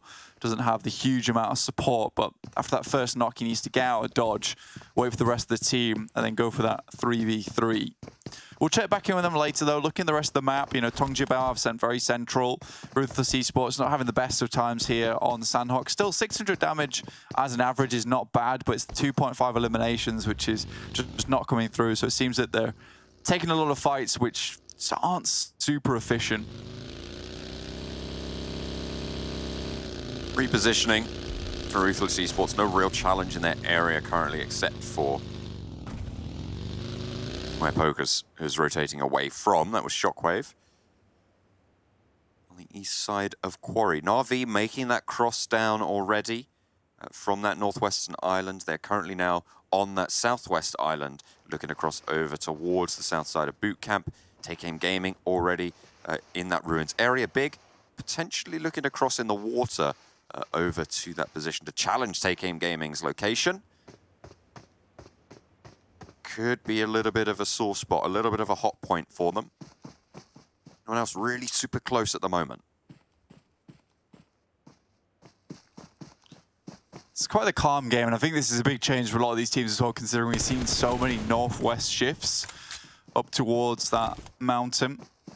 I think a lot of teams have had to make some very quick movements, considering we have so much eastern side play around Quarry as well. So that funnel's just not really coming into play anymore, John. Teams can just sit back and relax for a little bit longer here on Sanhok, waiting for this next zone to shift. Big, though, moving off that northwest coast, they've had to move down towards Take Aim Gaming's position. We're just holding that eastern bridge. They've not really held out for the swim, though. And so far, it doesn't feel like they have any idea where the guys from Big currently are. Na'Vi, it is what they took very early on in phase 1, which is just that confluence crossing. They have the wall there to themselves, and it looks like they're setting themselves up to move further in to the mainland. Oh, there we go. Big. They have found land out in the blue zone on the western side. Already mined, taken down. Not really going to be resible here as Big continue their push eastward. Their march ever encroaching onto Take Aim Gaming's position. You said it. They didn't really seem to have an inkling that Big were doing this, that they were going for that swim. The good news is that going forwards, especially on the second game of today, they should know that this is a possibility. So hopefully they can close that gap, and Big might not be able to leverage it as strongly next time.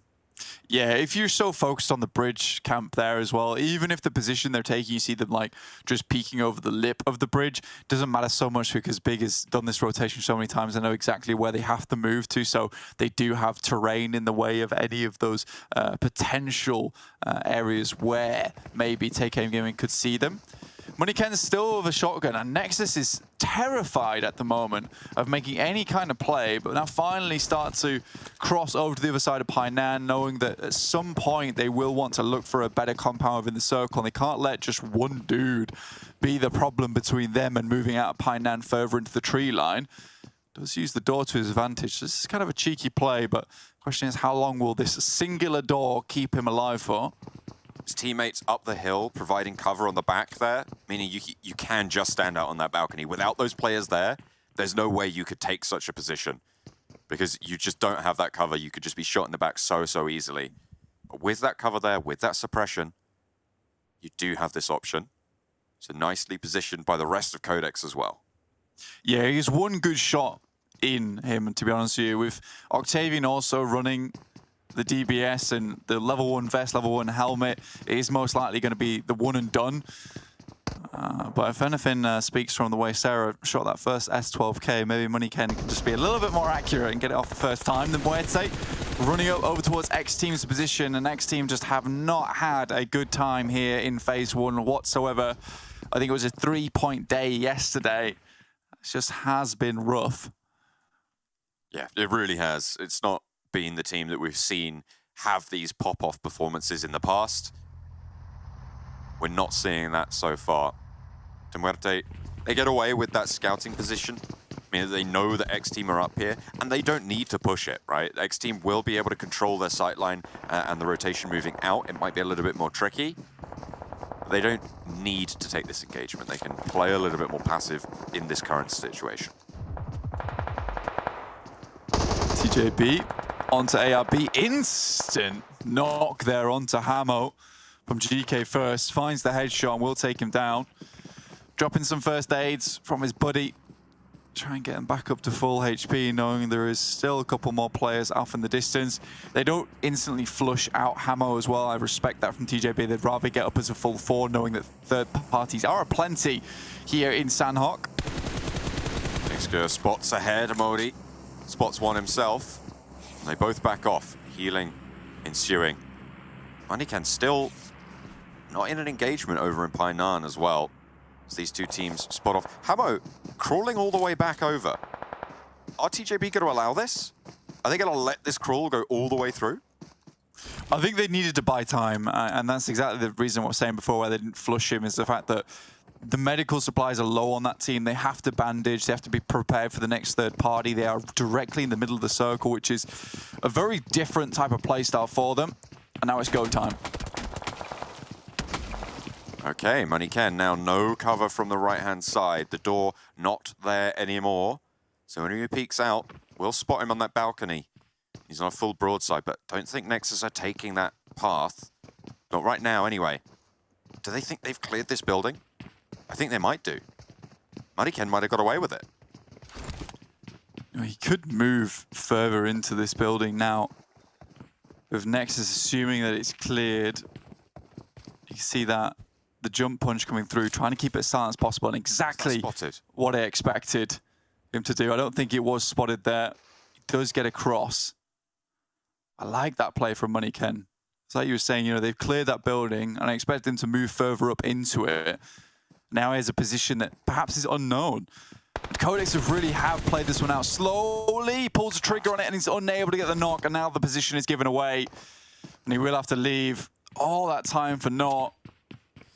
But here's the thing, right? In the meantime, Folly has been moving up to the hills to the east of Painan. They have that outpost up there. Vito's been supporting MONIAN in the settlement, but now they have the opportunity to regroup away from this fight. And as 3, you have to think that it's going to be so much more important to keep your players alive than to take maybe a 1-for-1 trade. Really is time for QODEX to leave as well, as Na'Vi starts to move down from that compound, but they do find MONIAN on his rotate up towards the rest of his team. Should be maybe Rezable, but there is an angle, seemingly, over towards MONIAN as he crawls back over that ridgeline. Oh, that's unfortunate.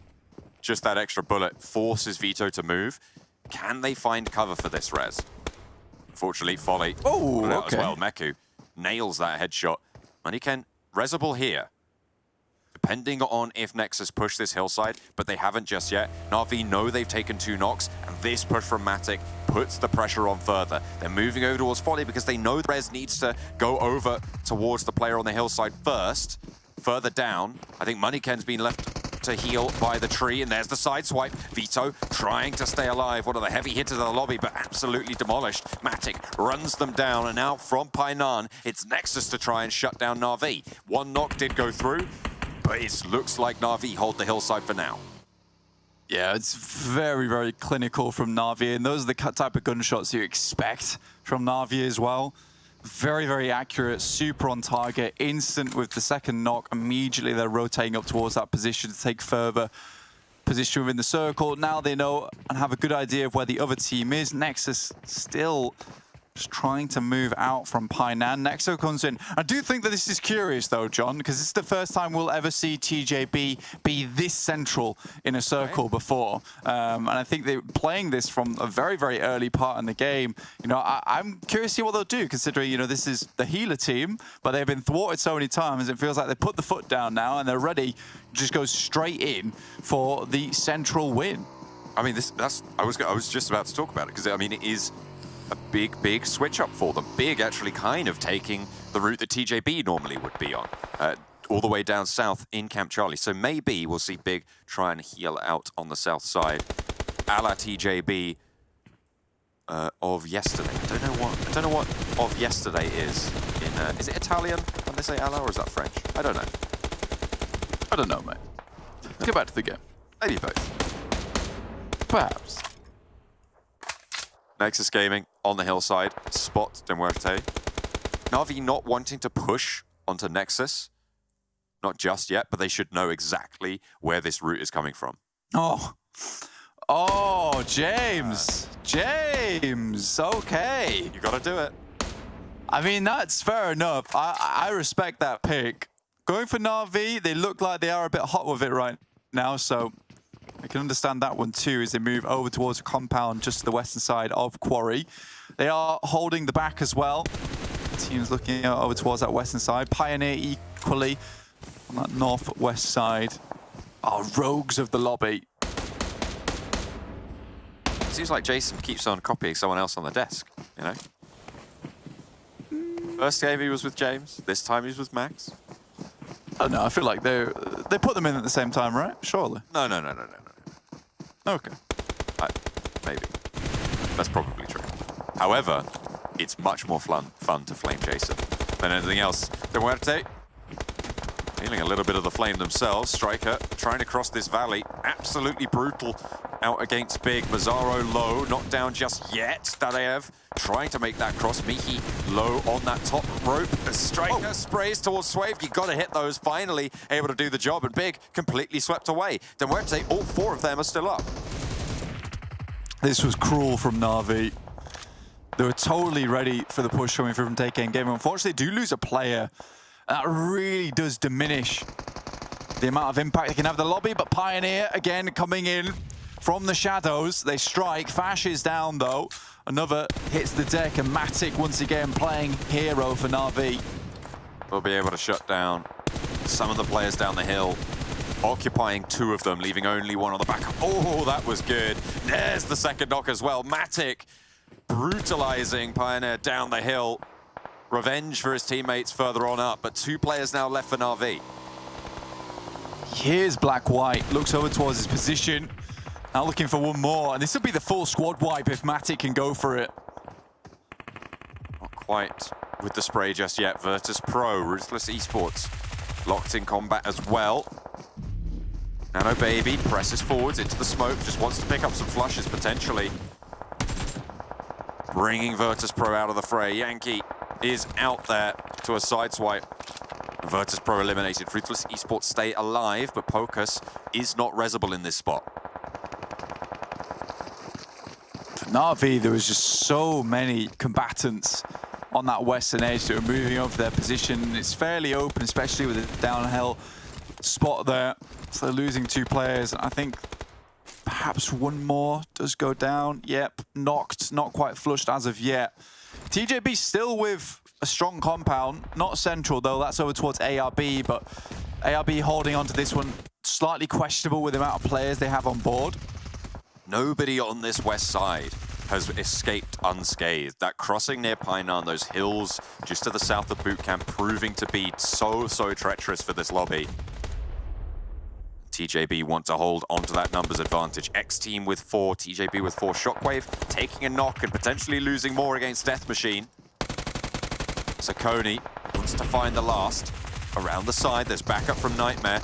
Looking to just pump that lead down range, but NASA shuts him down. A third player goes down, and Shockwave are crumbling here. NASA, last player for Death Machine, wants to push in. Hakoni takes the challenge, but it's not going to be good. NASA keeps them up at 2. TJB hear this fighting though, and they're on the move up at the moment. That's Gonzo going down outside the blue, and now, slowly but surely, TJB is moving up towards ARB. Unfortunately, they take a knock, and I think that's along the way from ARB, and they're just trying to stay out of the way for as long as possible. NASA has heard this now, moves up towards the next tree. Happy, starting to heal. Out in the blue, Tinksker takes a wide route, and I don't know if they know about this, but it's shut down onto GK first. Tinksker taken down as well. 3 players from TJB down now. All of a sudden, it's topsy-turvy. Kalaris fuming over on the desk. There's just 1 player remains for his prediction. Mega fuming. Very unfortunate. Quite a sloppy play coming through from TJB. No smokes invested whatsoever.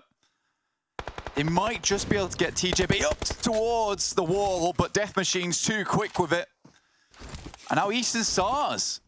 One team that we've not really talked about too much within this lobby of Sanhok. Over on that northwest side. 2, 2, and a 3.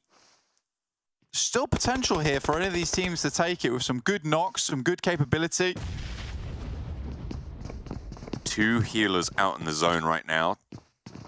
TakeN Gaming have their hope in Toffees. Dadev for MUERTE. I think there was a little bit of a squad wipe over towards Dadev, so potentially a couple more meds on board there, but nades over from ARB towards the Eastern Stars position. This is a tough break on the circle. These nades are just a bit short. Gabahala peeks out for just a brief second. It's Death Machine that's also got eyes on. I think Death Machine would love to take down the players from Eastern Stars here, get themselves a second place. Now just one remaining in Bazzi for Eastern Stars. Long-standing member, never too flashy for the team though. I think Meds dropped over towards Bazzi. Looks like a heel strat coming through from the Eastern Stars now. Not started too long ago, so Dadev potentially on the back foot, depending on what they're able to scrape away. There we go. MUERTE down. Eastern Stars ladder up to third, but only one elimination. Been a slow game for them. Finally does go out. So Death Machine might have secured their second place or even a first, but very unlikely with the amount of luck that ARB has had with this circle. But they've been held onto this position for a very long time, very well, but it's a difficult compound to crash up into. All the walls around, if you've got the sight lines, it's difficult to push away. Now NASA going towards Jamaz, he's set himself up nicely on the wall here. ARB on the inside have got the circle again. Hamodi breaks out wide and absolutely nails the shots over towards NASA. There's a good spray as well from Hamo, and will take down the final players from Death Machine. A nice chicken dinner to close it out for ARB. 7 eliminations towards the end of that game. It's not the biggest, but it is going to be a good result for ARB champions. Yeah, I mean, it's a smart bait as well coming through from Hamodi jumping out. Gives Jamaz all the time in the world to get that singular knock, and then NASA's forced into a panic situation, right, where he just jumps out of the way, tries to make something happen there.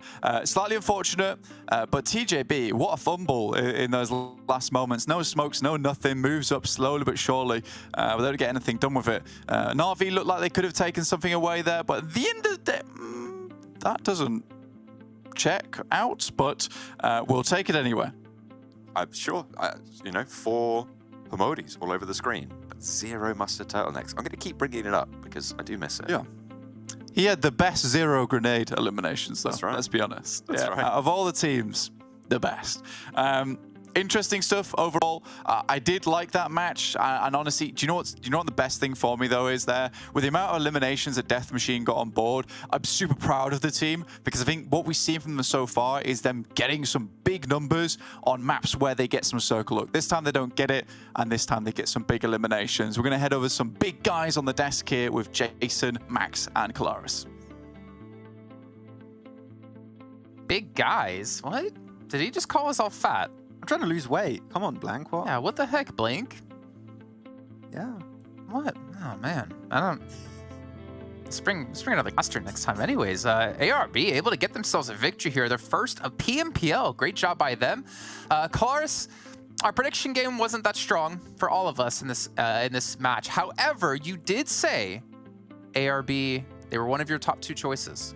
Yeah, I would have picked them had they not had lost 1 early. And then obviously, apparently, the compound kind of circumvented any of those problems that they would have gone down anyway. TJB was another choice, but even when I was picking TJB, I was kind of unconfident about it because they're not really looking super hot right now. But I thought maybe the compound would work in their favor. It did not. I did not like their move as they were trying to make it on that eastern side next to Quarry. But, I mean, regardless, ARB champions getting themselves the victory here off of back of holding this compound. It could have got a bit sketchy with Eastern Stars and Death Machine pushing up the way they were, but I think Death Machine almost does ARB champions a favor here just by focusing on Eastern Stars when they're always going to be eliminated in the moment. Just use that moment whilst ARB champions is kind of focusing on Eastern Stars to try and push up and gain a little bit more favor in that compound instead of being stuck on walls.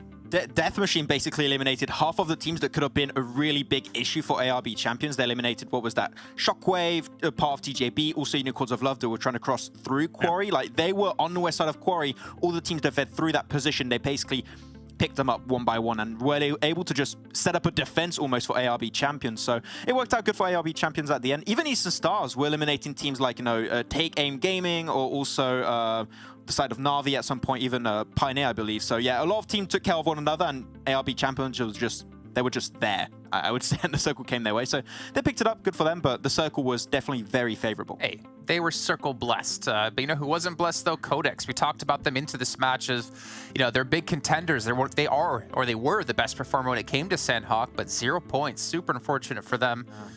Go ahead. Max? I was going to say, like, the main issue also is that they have that hot drop happening in Painan versus, I believe, is Nexus Gaming, and they were trying to leave to their heel top position where they actually won their first Sanhok from. They went for that exact same position, but having Nexus still in Painan, you are going to get shot in the back, which is exactly what happened. They lost 1 player in the early game fight, then 2 players afterward, and then Na'Vi were like, we're just going to play clear up now.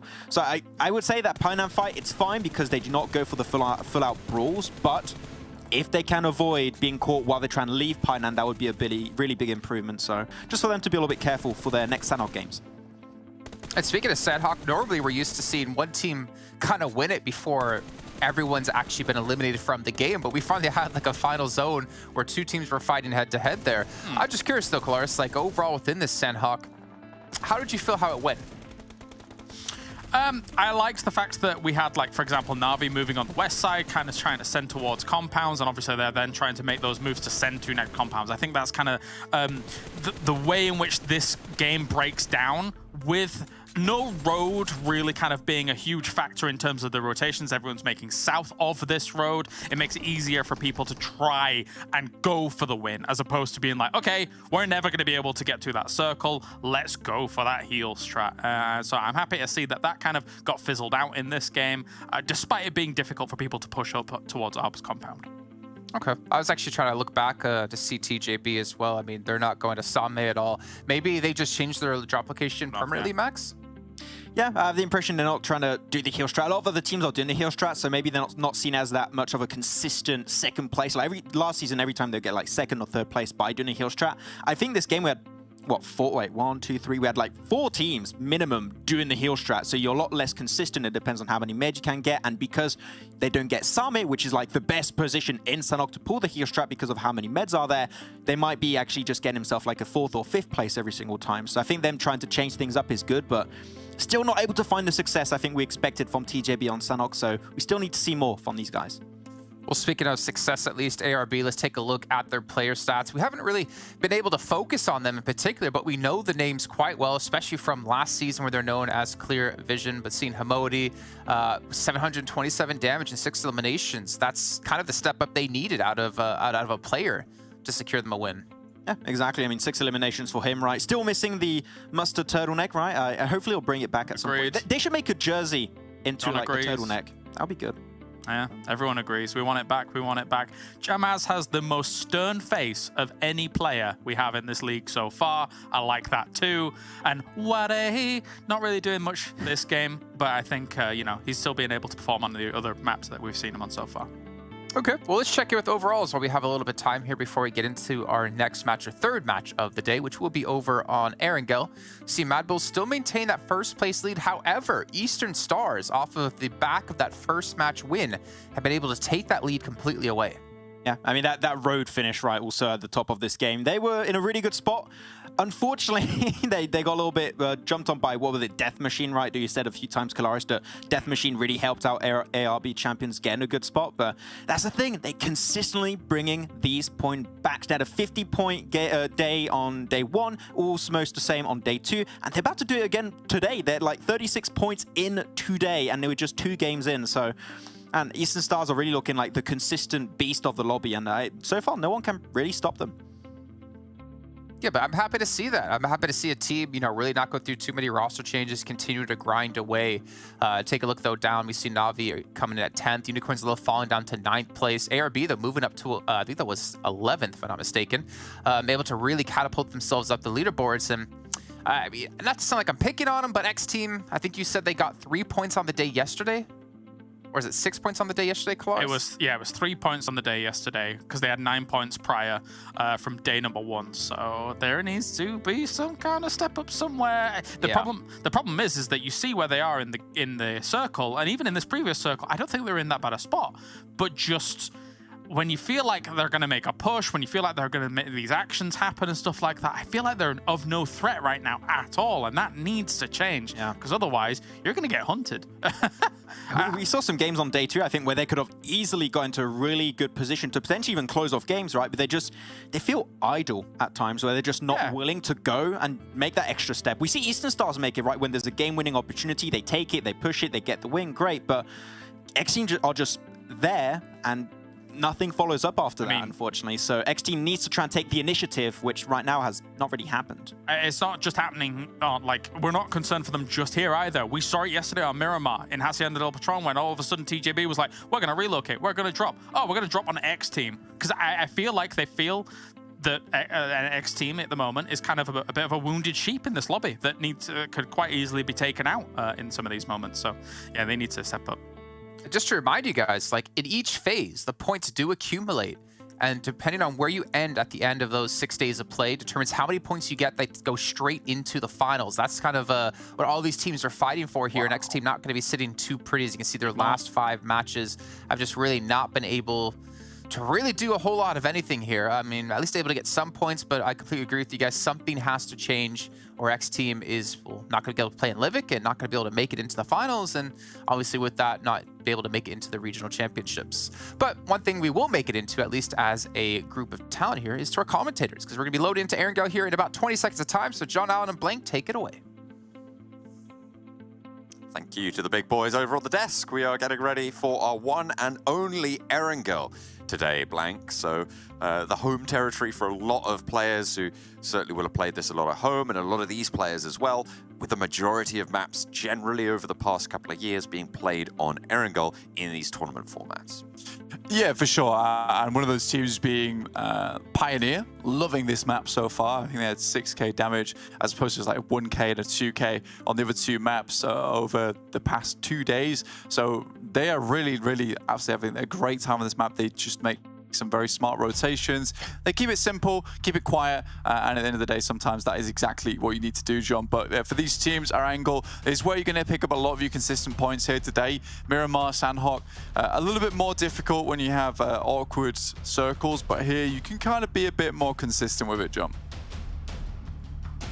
With the playing path set as it is, should be fairly easy for a lot of these teams. Difficult maybe for the Georgia Pole squads. Severny certainly accessible if Big want to go out that way.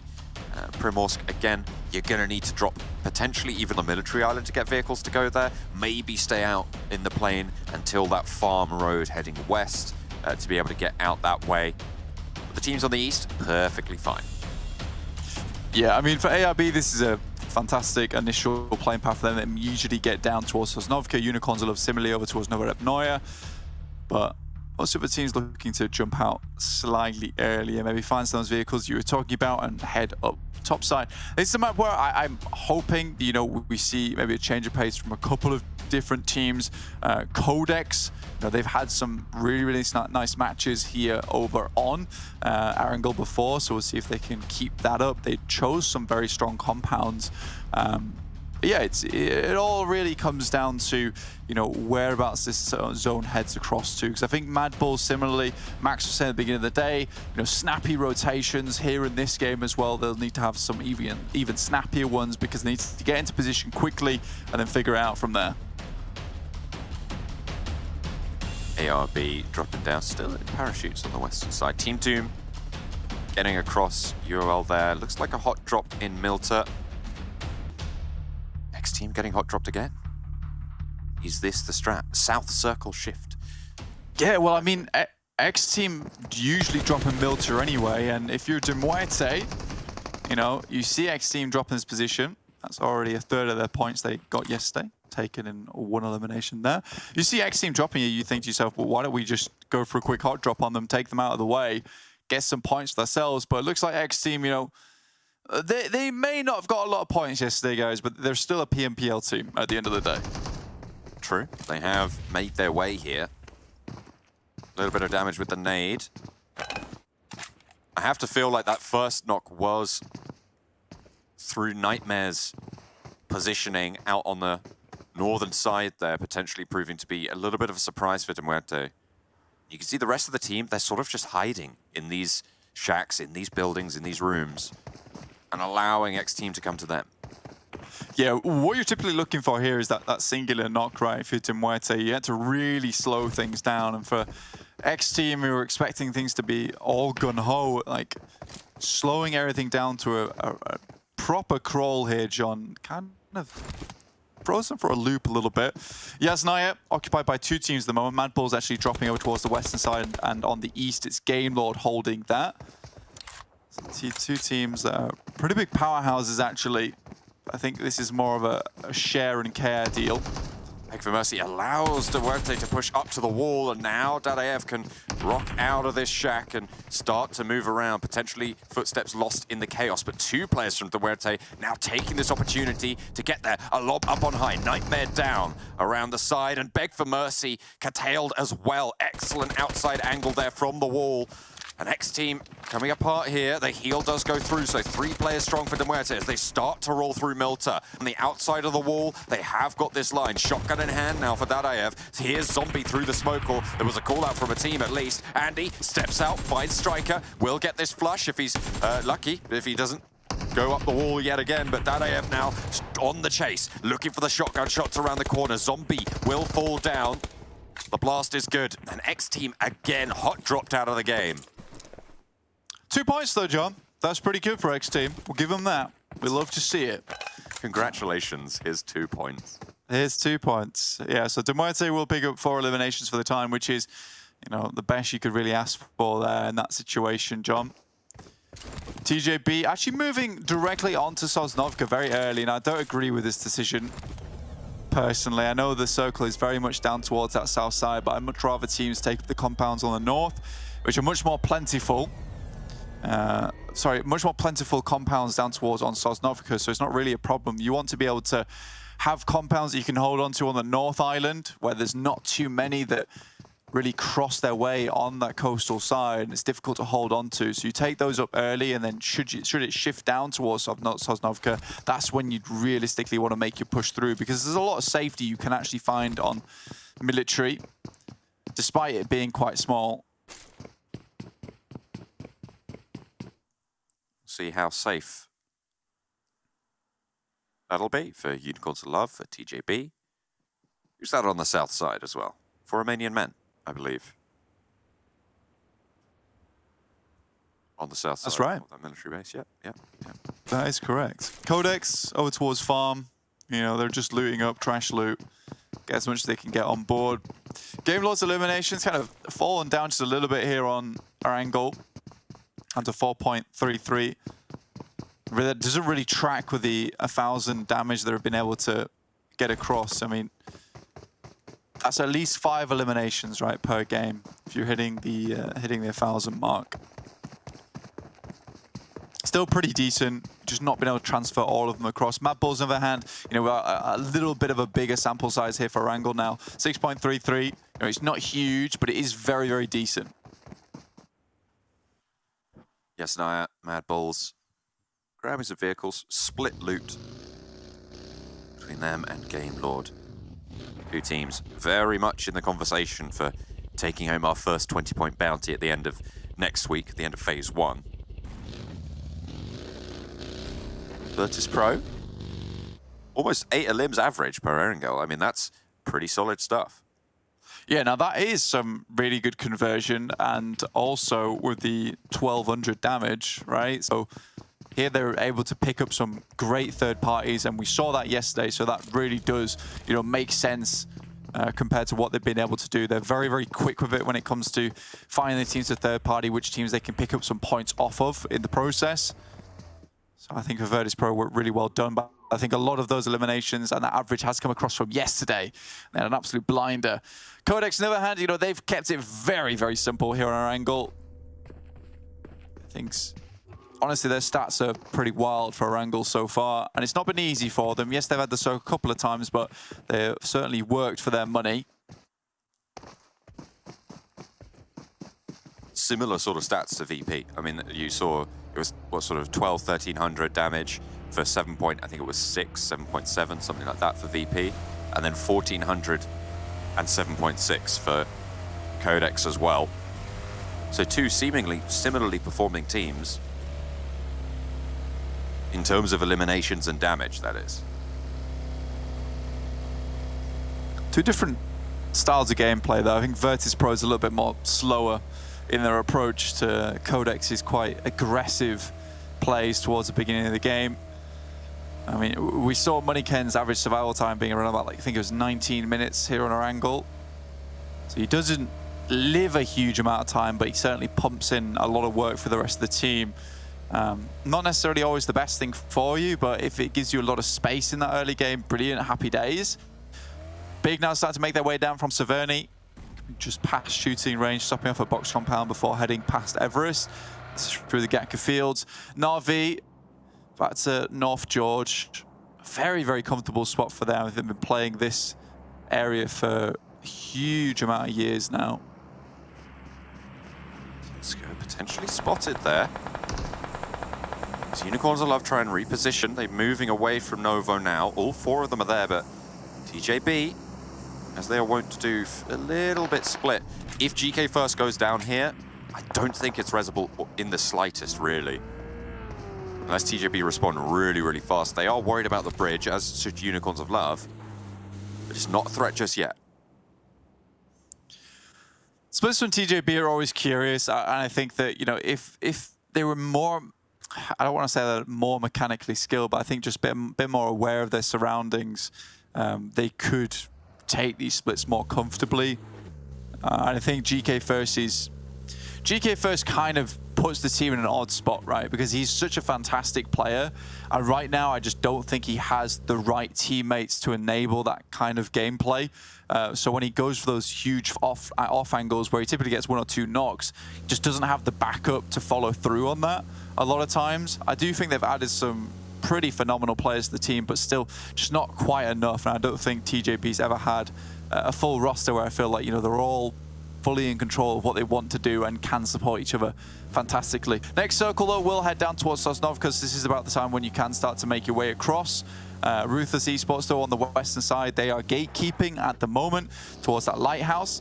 And QODEX looking like they're more or less going to be going for the swim across onto the northern island. They're right on the coast, on the cliff face.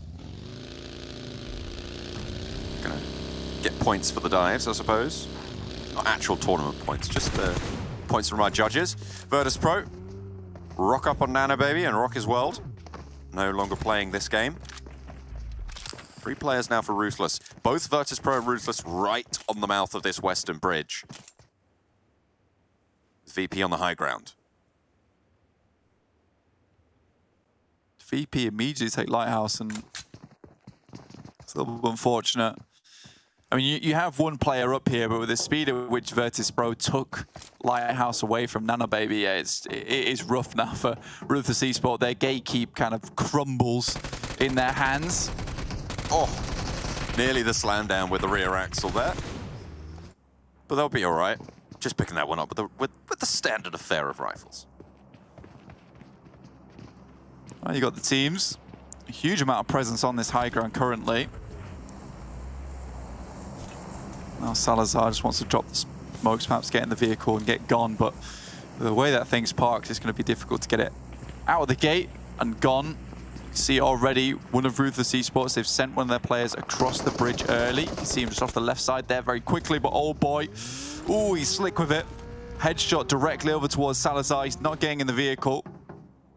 The good thing about VIRTUS.PRO's position is the amount of control they can exert. The difficulty was always going to be this descent, right? And now that they've taken so many of the Ruthless players down, they've opened up that descent for them. They're taking this opportunity not only to leave that position that could prove to be a tomb for them in the future if they stayed, but they're also going to look to crash and take those elimination points and take down Ruthless Esports.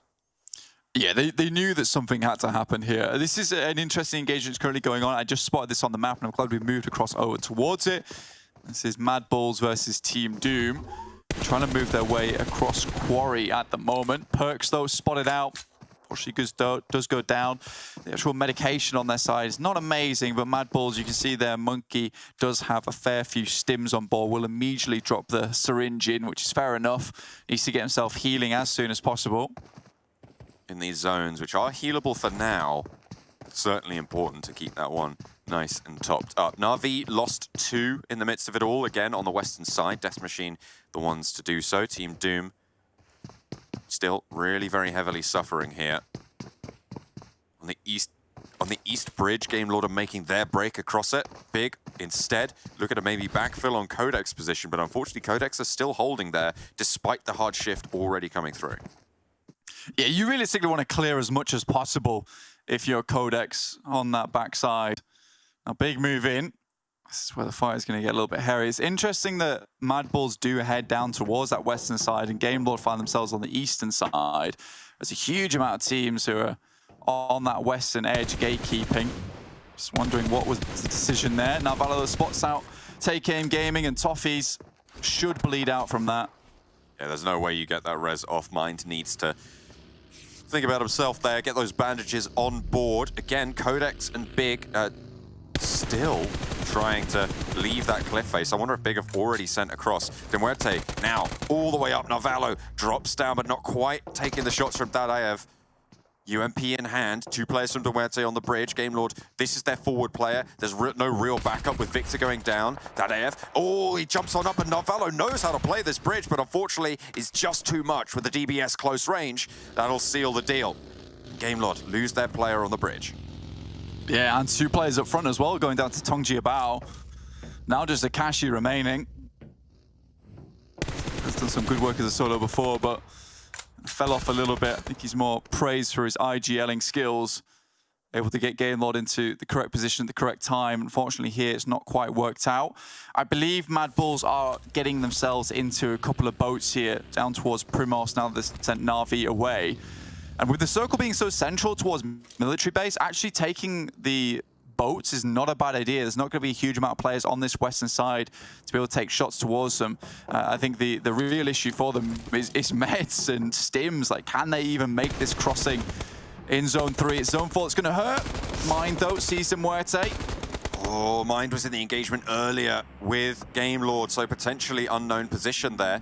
Big repositioned all the way to the back of this bridge. At the back of this queue, they will have heard these shots ringing out on the bridge side. It looks like Beast and Mickey want to ride strong into the fray here. TJB, they've left that position on the far side as Game Lord have managed to make their way across. Big cut down by 1 on the spray, and a second picked up. MUERTE absolutely shutting this one down. 2 players from Big falling. It's disaster on the Eastern Bridge for everybody involved. Fleeky's been an absolute monster this game, even versus XTEAM earlier on. Almost able to take down 2 players there in the second vehicle before he is struck down. But that's 8 eliminations up for MUERTE in those final moments. Really, really well done. And you've got to praise him, especially if you're on his team on MUERTE, you know, like, give that guy a pat on the back, because he has really jumped your points up in this game where it should have been quite difficult. Now, MADBULLS, though, you can see this circle on your screen. This works out pretty nicely for them. They'll be able to slot in on the coastal side, get out the vehicles, and start moving up directly into the circle. Considering they're on the slow side of the blue as well, you know, happy days. QODEX made that crossing now. They are on the island. Mekio at the back. Focus on the front, but only solo players there. 4 solo players are going with MADBULLS on the 1. Makes that 5. But they still have 2 players knocked. Not going to be resable there. Team Doom eliminated the first of our solos to go down.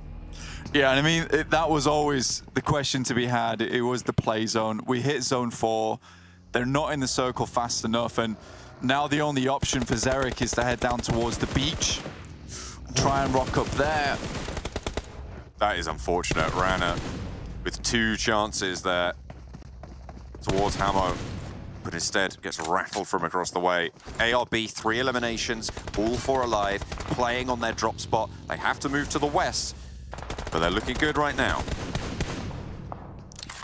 Shots coming through. Death Machine. Fairly strong position on the roadside. This is Jason's prediction here. Whereas the other 2 lads, they will go for Unicorns of Love, who have had a pretty dominant chokehold over towards that south side, not allowing anyone to get in, predicting those positions of ingress coming through from MADBULLS. Now Unicorns of Love starting to move over towards the ridge, looking down on a lot of the players here. It's very open ground now. Smoke's going to be absolutely imperative. You know, even just the fence wall, it might not seem like a lot of cover, but if you're prone, it's typically the best thing you can do in that scenario. Can be pretty hard to get those nades through it as well, which means it's fairly secure over the top. A lot of teams on the inside of this military base where perhaps they don't want to be right now. With the hard west shift, could prove to be tricky. Mazzaro, by the way, still going for big, all the way out on that eastern bridge. Has a long way to go, but depending on how many meds are available, could still make it. Yeah, he's in and out of the vehicle at the moment. I don't know if he's still trying to move in or he's just sat in the back healing. 3 eliminations so far. VIRTUS.PRO find themselves in a fairly decent spot towards the center of the circle. Remember, these are the guys that rocked up on Lighthouse, took down Nano Baby. They were able to shunt out the remaining members of Ruthless Esports. Just Pocus now remaining for that team. ARB pretty clumped together. Staying alive, 2 and 2 in 2 buildings. No one really threatening them right now. TJB potentially with sightlines towards them. Death Machine, really solid spot right in the middle. Next circle, crucial for a lot of these teams' progression. I think for Unicorns of Love, they're really hoping for a Western shift on this circle. Mazzaro knows he has to get a bit closer to the circle if he wants to keep healing here, but I think it might be curtains for him soon. He's outside of Death Machine's compound though, and now Unicorns of Love can start to leverage this position on the high ground. They have quite a big split at the moment. Should be able to make it work though. VIRTUS.PRO spotting TJB, and a lot of damage pouring onto TJB players. Down to 2 already. Death Machine try and make this crossing. But VIRTUS.PRO are just shutting everyone down that moves. So are Unicorns of Love. It's a brutal crossfire in this scenario. Look at the player from Unicorns of Love up the hill to the west. Death Machine are on broadside. And nade over the road from Old Boy. Finds so much. Might get a little bit more. Those vehicles start to go up as well. Gonzo, the one to send that one into flame. Hamodi down, eliminated. Goodness me, that is brutal. Death Machine looked like they had it all to play. But eliminated on a really difficult shift there. Mazzaro finally going down as well. Yeah, I think that, you know, Max and Kalaris have the right idea of it there as well, not choosing Death Machine like Jason instead of going for the Unicorns of Love, purely because, you know, leaving that compound a Death Machine was in, you know, you're going down the road, you can see how open it is here, and regardless, you know, Death Machine are aware of VIRTUS.PRO spots, so they have to rock up towards the backside of that compound. Unfortunately, by denying the sightline of VIRTUS.PRO, you enable several from Unicorns of Love, and, you know, even more unluckily, Old Boy is just really good at the game. Some incredible nades come through, and that does put an end to their run. QODEX still in the game, all 4 of them alive, no eliminations just yet. But they made those crossings and they're going for this push. Na'Vi finally eliminated, down in 8th. PNL did get knocked, but should be resible on the north side. No one with those sightlines just yet. I feel like this game is between VP and Unicorns of Love in the current position. Yeah, really, really nice spot actually for Unicorns of Love, especially with their 2-2 split at the moment. They have really good areas where they can see directly into a lot of these compounds and a lot of the exits of the compounds, and it's difficult to take shots back up towards them just because they're playing uphill, so if they ever take any bullets, they just walk backwards and they're out of sight. So it's not a case of having to crawl slowly away. They can immediately get back up on feet and run back and then start to pump in the heals. So this is very well done from Unicorns of Love, not actually really committing to any compound at the moment, but instead just looking to pick off teams as they come out into the open. There we go, VIRTUS.PRO shutting down ARB's left exit from the military base. Jamaz trying to razz it across in the buggy, will get a little bit further than maybe expected, but that'll be shut down as ARB finally eliminated on their exit. Pocus behind, maybe looking to sneak it on in. Unicorns of Love did take a knock over towards Gonzo, but with the high ground that they occupy, it's very, very resible. The shift down the hill, though, right onto VP. Yeah, now this is where things get tough for Unicorns of Love and where we need to see some of that prowess from this team. Rolkis very, very close at the moment. You know, if they can take down TJB, currently who have 2 players, you know, that's a viable compound to pick up into. So all these players now moving into vehicles. You can see Crypto is just level 3'd up out of his mind. So he's going to be a very, very much the Juggernaut in the lobby. They can send him in first. He's an excellent fragger. Can begin the charge, but again, it's these smokes now that they need to send through. 2 still in the pocket for Rolkis, so they need to hit the smoke train, and this is the exact crash I wanted to see onto TJB. QODEX taking one knock over their way as well from VP. They have a difficult route to make as well. But here comes the Unicorns of Love crash right on the 2 players from TJB. The res goes through on QODEX's side, so they are back up to 4. The blue zone is moving in the meantime. Rolkis swings out wide on the crash. Icy God at the back needs to heal up in the smoke. So does Crypto, but Gonzo and Rolkis want to take this 2v2. Nade not quite making it through the window, not posted properly. As Gonzo goes down to an A for GK first. Good start to the hole for TJB. Can they put more into these smokes? Can they hold it on out? Gonzo is going to get flushed by it. GK first has the opportunity to put this healing in as well.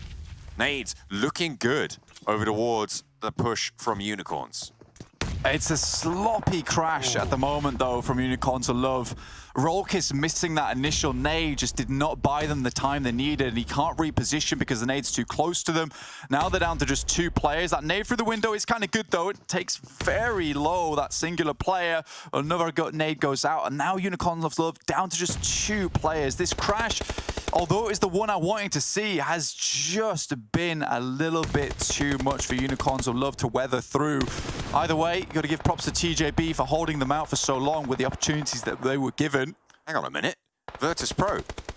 They are down to just the 1, and QODEX have managed to push on them. Old Boy nowhere near to go for these reses. Death Machine have still got Samo across the way. So even though Unicorns of Love have had a real tough time of it, there is still chance. There is still a hope. What can Icy do for them? TJB, with 2 players, have fended off this push from the south and have now got the chance to move north with a fairly strong setup. Goodness me, that's GK first for you there, though. Very accurate on the play, and Sittle was able to keep all the players away, especially some nice nades out the backside, and the circle zones on over towards them. With a lot of these teams taking a huge amount of damage on the crashes into here, you know, there's now a real chance for TJB to finish out this game. Holding back the 4 players from Unicorns of Love, that was really the most difficult play for them. Now they're going to get a full resupply on a lot of these death crates that have left behind from Unicorns of Love, and it's go time for them. See if they can get any upgrades on their armor. Oh, the road is so tough here, John. Samo still healing out in the blue, trying to stay alive. Old Boy, 4 eliminations to his name. 12 for the team so far. VIRTUS.PRO, you could see what a powerhouse position they had, but somehow QODEX managed to push into it and now have 3 players on the north, but the road crossing is right, it is brutal.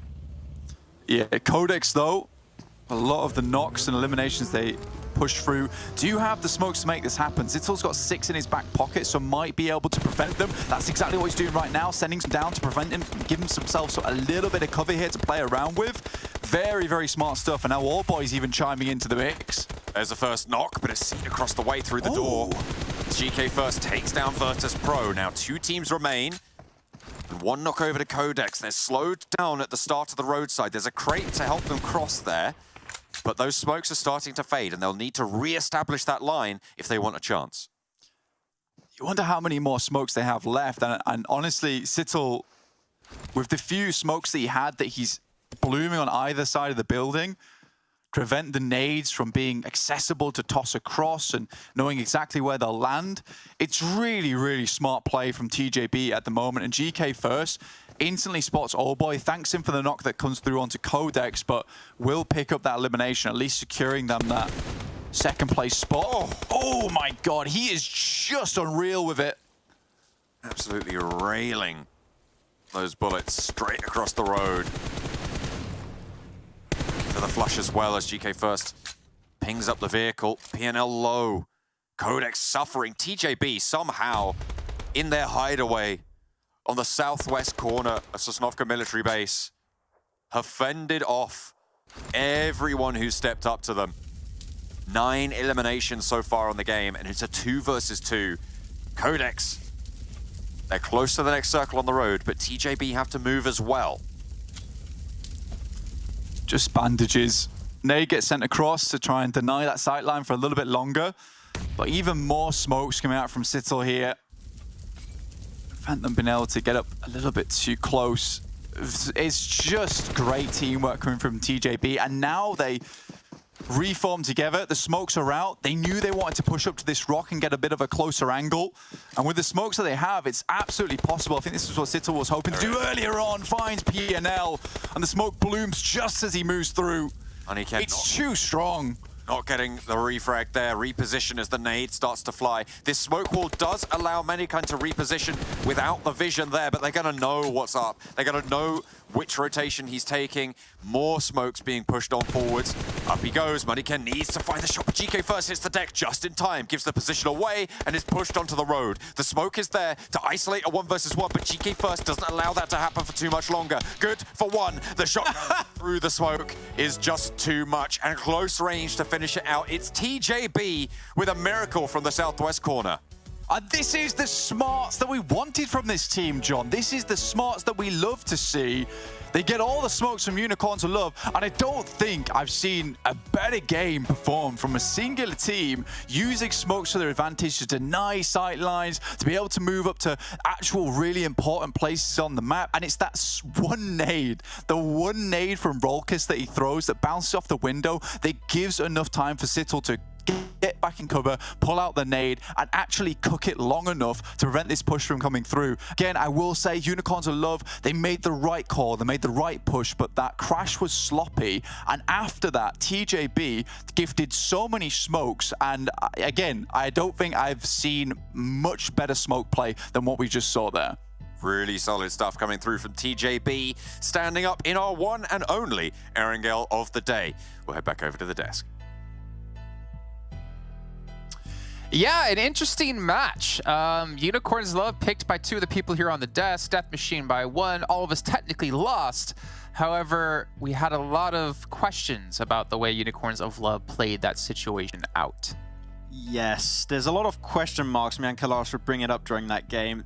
We think that that should have been a Unicorns of Love win every single day of the week, but the way they pushed up was so weird because they stayed in such a weird position, so far away from the buildings, and the moment those smokes dissipate, you're just going to be naded every single time by TJB. When you have smokes like that, you got to crash it. You need to take the shots. You need to get in gun range versus the other players of TJB, but they just stay far away, and then the nades just come in, and then they're done, pretty much. You're waiting for me to add something. I don't want to talk about it. Yeah, don't want to Okay, we don't want to talk about it. We can't talk about TJB. 26 points for them as they take home the chicken dinner and finally show up here in PMPL Western Europe. VIRTUS.PRO as well. They seem to be warming up into the tournament. This is not the first fantastic match they've been able to have so far today, but they get themselves 22 points. Looking on further down the list, though, a couple of big names here. I mean, to be fair, when you see teams like Game Lord, or you see Tag down here, you see a couple other teams, there was a big fight happening on that eastern bridge as they try to transition in towards military base. And obviously, as we saw with Rob's getting knocked down early, we knew Game Lord's chance were pretty slim. Yeah, and I mean, even some teams actually at the very beginning of this, loads of fights going on in Primorsk as well. Like, you have quite the rough first circle because a lot of it is mainland, but a lot of it is also military. So how are these teams going to commit to these locations early on? That's when Bridge has become a big focal point here, as we're seeing West and East Bridge constantly providing us big fights and big problems for all of these teams trying to transition. I didn't mind that MADBULLS tried to go for the boat strategy, but Unicorns of Love was very mindful of that going on and was playing a game for about 15 minutes here where they were making sure no one was backfilling them from the southwest side and trying to cover as many angles as possible. It's just a shame that the crash from Unicorns of Love didn't work, because I feel like their game plan through all of this was really nice. It just didn't work out. Yeah, I was a little bit doubtful from time to time when it came to that 2-2 split they had. I think it was a little bit too big of a split from time to time, but the fact that they already cleared the west, cleared the south, like, then you know one was going to be, as you said, going for that backfill. But is that one push on TJB where that could have been, that should have been, I would even say, the game-winning play, but unfortunately they just fumbled at the finish line. But it goes to show there is potential for Unicorns of Love with this roster to find wins, but they need to iron out those little mistakes. Absolutely, and just to continue on with this, I have seen literally hundreds of finishes on this corner of military base and how it works out. These buildings are deceiving. They are not the bastions of absolute wins that you think they're going to be for a lot of moments. VIRTUS.PRO probably thought that they were in a great spot for a long time, but it's so open there. The little split that they had was kind of cool, but again, as QODEX is pushing down, the 1-2-1 split that they had, the 2 was very nadeable, and then the buildings, there's not really many angles that they give you alongside unless you really want to go for wide peaks. So it's a scary spot to have to play and a scary spot to even center up on early on in the game. Okay, I think that's a pretty decent breakdown there, but I also want to be able to dive into 2 of the teams that we kind of focused on here in our analysis of TJB and Unicorns. I'd love to take a look at their head-to-head, though, in that last match. And the thing is, TJB, we know they can be a strong team. I know, Max, you were watching. I don't remember who was nading him, but GK First is running in and out of a building, just baiting grenade after grenade after grenade. And we know they're very skilled. We know they're a strong team. I think the caveat we have is that they have had some roster swaps, so we're expecting them to take a little bit of time to obviously get back to that strength we know they have.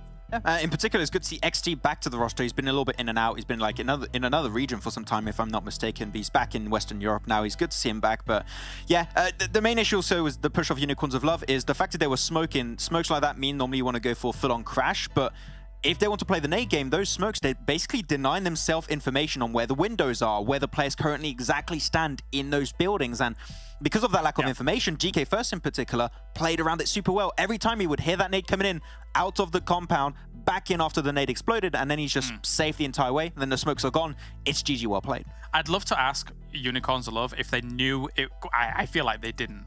Like if they knew it was 2 instead of like 3 or a 4-man in there, right? Like upon their initial crash through. Because if you know it's a 2-man, you do exactly what Max just said. You throw down the smokes, you crash in, you actually just go for the absolute bust. And even if you trade off 1 or 2 knocks, you'll probably be able to dislodge TJB from there. But the cautious way in which they were approaching this crash made me feel like their initial intel probably didn't completely categorize it as just a 2-man in there. So yeah, if they'd have crashed in, they win the game, but they can't have had that foresight, I suppose, or the information necessary to be able to do that.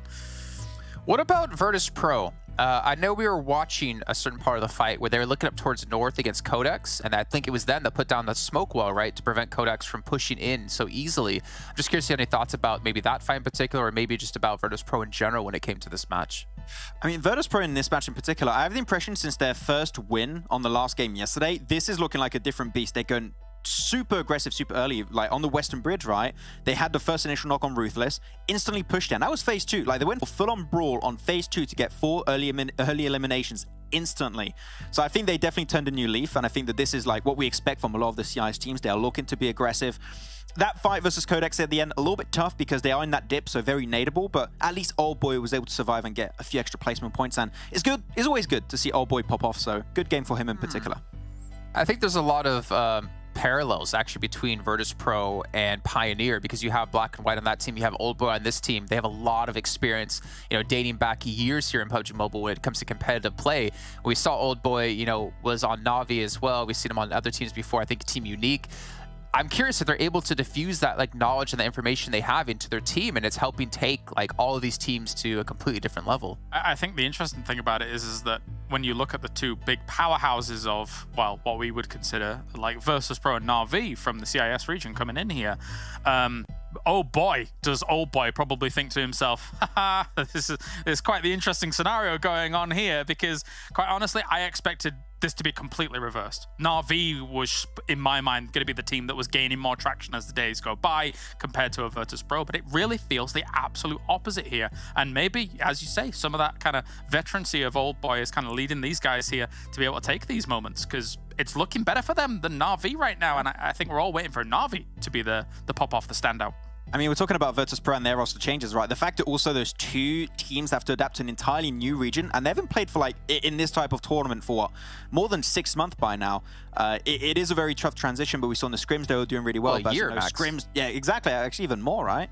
So the fact that they are learning and at least improving for VIRTUS.PRO in particular is huge, but I think Na'Vi needs to still get there. But the moment they get there, I think Na'Vi's going to really pop off. So they're just in the shadows, lingering, waiting for their time to strike.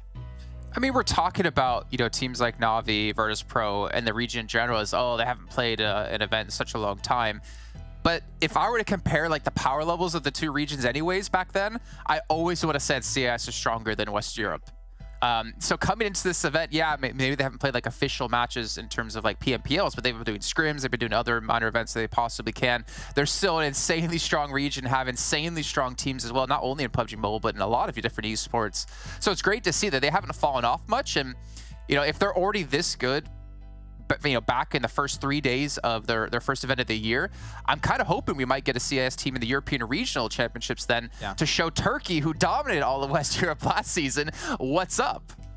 Yeah, I mean, especially because when you look at PMGC, right, the points that you're going to be accumulating from spring and fall together, that's going to be the ticket for a lot of these teams to make it over there. The CIS teams now having participated in spring, the only chance to go in PMGC is through the championship. That is, I'm pretty sure for like all of these CIS teams, the focus is to get into the championships and make it in PMGC that way.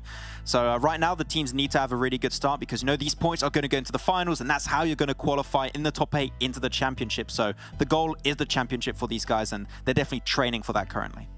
Okay, well, ladies and gentlemen, it is time to head into our 4th match. We're flying through the day. It's going to be over on Miramar, and it's going to be brought to you by Maxman and Kalaris. No, I'm just kidding. It's John Allen and Blink. Hello, it's me, Kalaris, and with me is Cool Magic Man, Maxman, over there on my, I guess. Yeah, my that's left. right. My left, your right. I don't know. Yeah, I think that'll be your right in this situation. Maybe. Who knows anymore? It's just very confusing. This is a very confusing time. I don't like this. Make it stop. But yeah, here I am. I am Maxman. You know, anime, also French. I like shirts. They're cool. And I've got really big glasses on. That's true. And I love collectible cards, for one thing. And driving my car, one of my favorites. Ooh, the best. Yeah. Heading to the Miramar, though, it is actually me, Blank. I know I fooled you guys really well. But we're heading over towards Miramar, and I'm not fooling you on that because you can see as we're heading over towards the fly-through of this beautiful map. We're back into this one. You've had some interesting finishes here over towards Miramar so far. It's been fantastic. It's been exciting, John. I've been enjoying it. You know, we had that Lebandita finish, and now we had Impala finish as well. Either way, you know, I'm ready for these teams to start popping off. Interesting right at the moment. You know, Eastern Stars, 136 points. MADBULLS, 145. Unfortunately, even with that game advantage, MADBULLS weren't able to bring out something magical there on Erangel. And I think it was probably the saddest time for them as well, considering we had that Sosnovka drop. They were moving down from Yasnaya on the western side. They couldn't really rotate alongside Game Lord. It's slight issues ahead for them there, John. And now they're going to have to continue to pull up that lead despite not having a game advantage anymore over Eastern Stars. All hats off to Eastern Stars, though. I think the guys on the desk nailed it. Is that, you know, last season we were just talking about how good Keme was, and, you know, he needed to be picked up by an all-star team, and Eastern Stars, there's just a great spot for him to be in at the moment. Certainly solid, right? That's kind of the main thing. There's a lot of focus, I think, that we've had on there's 20 points for the top spot, but these other top spots, like 3rd through 7th, these are really very valuable spots, right? You're like, oh, 80 points if you get all of them.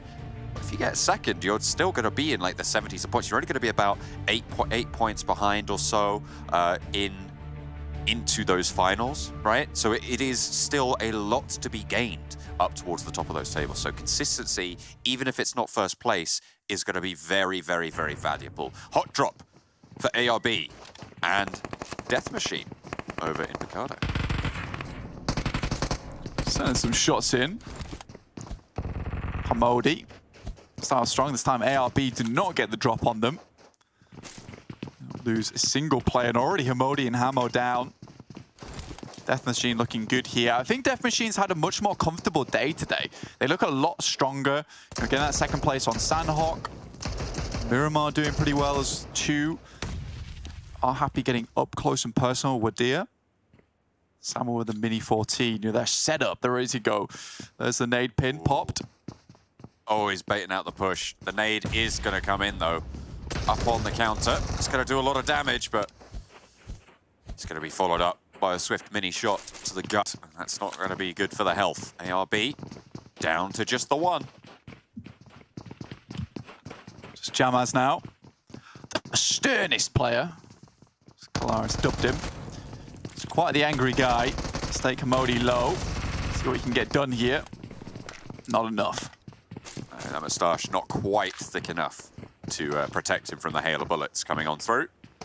Still, maybe a couple of them caught for later. Oh, XTEAM. It's very sad at the moment, yeah. Oh, XTEAM. Who's won there? Just don't have the backup, you know. You just don't have it. Not right at the moment, but It's not right. it's just not good. It's not right. It's not fair. Every single Miramar they've been dropped upon. And they're just trying to find a place to stay at the moment. They went back over towards Hacienda. Game Lord this time not holding directly inside or off towards the west. Looking down towards San Martin, towards QODEX is playing.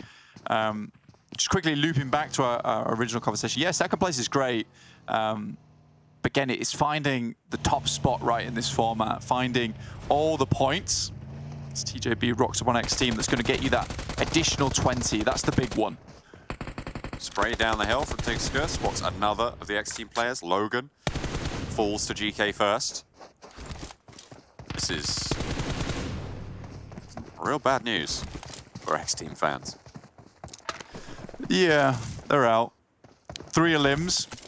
Just Nightmare. Having a nightmare of his own. TJB, the paralysis demon at the end of the bed, locks them down. Does not give them a glass of milk before he goes to sleep. NEXUS. There's no one there, Redux. It's fine. Don't worry about it. Could be. Maybe just testing the recoil. Should know. He's bracking. He's bracking. Yeah. Bracking, brack shots. Desk pop. Brack shots. I think this is the first time we've seen Redux. Quite a while, actually. 1v5, you know. 4 of the players in the other team, and then it's also his own team. He's 1v5ing. True. Hopefully that's not the case in this match or this tournament in general. You'd hope not. I mean, there's so many other teams out there to fight. You don't want to be fighting an extra one. And subbed out for Octavian, interestingly, as well. So, you know, he was the big pickup, right? Yeah, it should have been. And they've subbed him out. Western shift on the circle over towards Monte Nuevo. This game a little bit more easy here for the MADBULLS over in El Pozo. I mean, it's only fair. We had the first Miramar go all the way to the east, so now we have to go all the way to the west, right? Just to make sure that everybody has to go the same amount of distance on average. Those northern teams, though, really getting hoisted there, unfortunately, because they have been both south-leaning. Yeah, they do have to come down. Again, though, Unicorns of Love, they're kind of off the map, so I don't feel too sorry for them in Torre Armada. They will have to make their way down. That's a decision that you make. Pioneer, though, I think this is a slight step up from their stats so far on Miramar, but only a small one. Still decent, though. I think for Pioneer, today's a great day to get some practice on Sanhok, as well as Miramar. If you weren't here for the beginning of the day, this is what we were talking about, saying that, you know, Pioneer's got some extremely good values over on Erangel. It's their Miramar and Sanhok where they tend to suffer, and not putting up huge performance there on Erangel. Our last match with Pioneer, you know, now they're going to have to find some points elsewhere. Shockwave on the south corners of Monte Nuevo. Hang on a minute. I was like, how are they going to take 3 people in the buggy? I know, I guess they're swapping them out. Just exchanging positions. Shockwave move a little bit further into Monte Nuevo itself. There is a bus on the corner that they seemingly want to be able to pick up. Get that vehicle in the arsenal. Shockwave really just haven't been super present, I'd say, during phase 1. at the moment, down in 17th place, 49 points. I mean, they have been picking up points here and there, but I think it's around about, what is that, John? It's just under like a 4-point average for themselves. That's quick maths. Probably not correct, but that's why they call it quick maths. But yeah, I don't think, again, that's what I like about this lobby. I really think there's only one team who I think is done really not much, and that's XTEAM. Again, we're not picking on them, just reality. 1.6 Fortunately, points at the end of the average. day. Yeah. So for these guys elsewhere, you know, we have just very standard drop-offs: 140, 130, 127, 113, 109, 102. It's like 10 points apiece, this is probably one of the most beautiful standings I've seen in a very, very long time. You're so excited about numbers, Blank. Maybe we should... I am really excited about numbers at the moment because the drop-off is just so consistent. I don't have that huge amount of volatility anymore until obviously you get into where we find those top 12 placings, because there really can be a lot of difference as who gets to play that Livic. Again, it's super fair at the moment, and that makes me very happy. And it's nice to see that all these players are just really trying to pump up the biggest numbers as possible. And I think the major thing for me at the moment, right, is that no one... I'll talk about... Can I... GK first, chill. Chill. Please chill. I need someone to talk about something. The biggest thing for me is Sanhok isn't dominated by healers anymore. Specifically, TJB. We saw them central in the last game, not quite able to close it out, but TJB now locked in another fight. They've had 4 eliminations already. Now Game Lord potentially under fire for deigning to step close to TJB. Well, I suppose it's rather the other way around. Yeah, big amount of confidence coming through from TJB here. And this is typically the effect with this team, is that, oh, dear me, they don't get that momentum going. Sometimes things can get a little bit squeaky for them. Not able to finish off Tingsker. This nade might just be the finisher, though. He's able to crawl back away from it. Another Molotov goes through. Now he just has smokes remaining. Molotov on the top there, but TJB already repositioned. Potentially a little bit difficult on this fight. I mean, it is close to TJB's regular spot, but it's also close to Game Lords. Neither of them moved super far from their original drops. Robs pops a smoke back down the hill, doesn't take any damage there. GK first can't leverage that off angle. Game Lord with Akashi already down. They don't have the numbers to brutally push this fight. TJB instead looking to do just that. Lin drops out. Narvalo is displayed, but swift shot to the side from Robs from the DBS is going to look good for the start. A bit of a, I would say, overconfident push there from Lin. Did not have the information that the angles were being held, went straight over, put himself on the top of that rock, literally on a pedestal. Gets shut down for it. Yeah, super curious push as well, right? And I think it doesn't even come into the idea of overconfidence. I mean, GK first spotted Robs there, should have fed that information back, and jumping down there to try and take a fight with Narvalo, you almost wonder if that's a case of Lin has dropped down and slid, and in the case of like, damn, I'm in deep water now. I think it was Victor who had the off angle to see that push just as he came over the top and just sprayed him. And I feel like it might have been a little bit of a panic there from Lin, and was like, I need to get cover from that direction, and slipped off the other side. Yeah, I don't know, it's just looking at Narvalo as well, looking over towards him, not even paying attention to Robs. Be sure that they should have known was there. Anyway, they are disengaging, leaving this fight, and I can go back to my Sanhok stories. Oh yeah? But yeah, it's nice to see that there's very little teams going for that Sanhok heal off, because it's no longer about just getting through into the top 16 anymore. It's more about, you know, how many points can we put up each time, and it has massively changed the dynamic of Sanhok. And I know that, again, it's something else that excites me, is that how we change the point system has now changed how the players are playing a game, and also it's more exciting, which everyone at home should be happy about. That's true. Murados. No more bandages in the chat. Oh dear, everyone just pop in those adrenaline syringes. Trying to medkit for as long as possible. Na'Vi and Unicorn to Love on that western road. Na'Vi on the western edge of it as well. in the vehicles. Unicorns Love not mounted up just yet. Southward push necessary, actually, a lot further east. Blank, it's a hard shift. That is a nasty hard shift as well, over towards the roadside.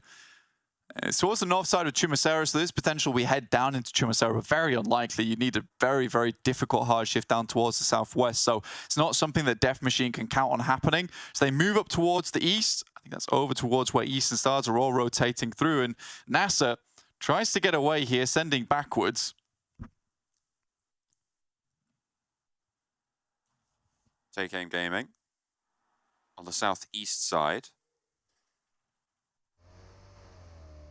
Trying to roll back around and try and backfill there on Eastern Stars and push up. They are quite a way away. It's not targeted.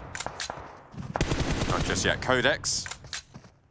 Shots over towards Gamelord, who still only have 3 players. In their earlier engagements, their earlier fights. But they have got a point in response, so, you know. Give and take, give and take. Yeah, I'll jump into one vehicle, get stimmed up, meds up. And I think if I was Game Lord, you know, I'd go for a very heavy eastern wrap here, down towards potentially the compounds just to the south, just the west side of Picardo. Athis, this is the fight that I was talking about earlier. They spotted NASA trying to move across, provide an anchor point for the rest of the team, and Athis dunks in with a nade. Uses the smoke that was thrown out by NASA, actually, to get back to cover, or at least try to. Shots coming from any angle that presents itself. Unicorns of Love, spot out. Shockwave on the northwestern side. Roll kiss right onto Trazen with an aid. Very, very nice stuff. And Icy shuts it down. Shockwave eliminated those 2 players last standing, taken out. Yeah, I think that was a double nade to start it off from Icy. Then Roll kiss hits another blinder over the top side. Seems like Unicorns are very frustrated with themselves after the, I would say, a misplay last match on Erangel. Kind of centered around those nades just not being good enough and hesitant to fully commit. Na'Vi all pop the first aid kit at the same time, which is where the boss music starts.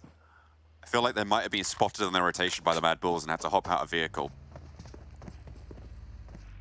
So they all can get back to that HP level, but Meku spotted again. Kitsune on an off angle, a little bit further behind. MADBULLS have an off angle of their own though, and Zerek getting those sprays in, but not really finding too much. Tixie on the outside of the smoke. Matic very, very low. Here's these nades that you were talking about, by the way, Blank. That nade over the top. Oh, okay, it was a flush and a new knock. And Trazen goes down to Roll Kiss. Solid placement on the nades there. Shockwave take it apart.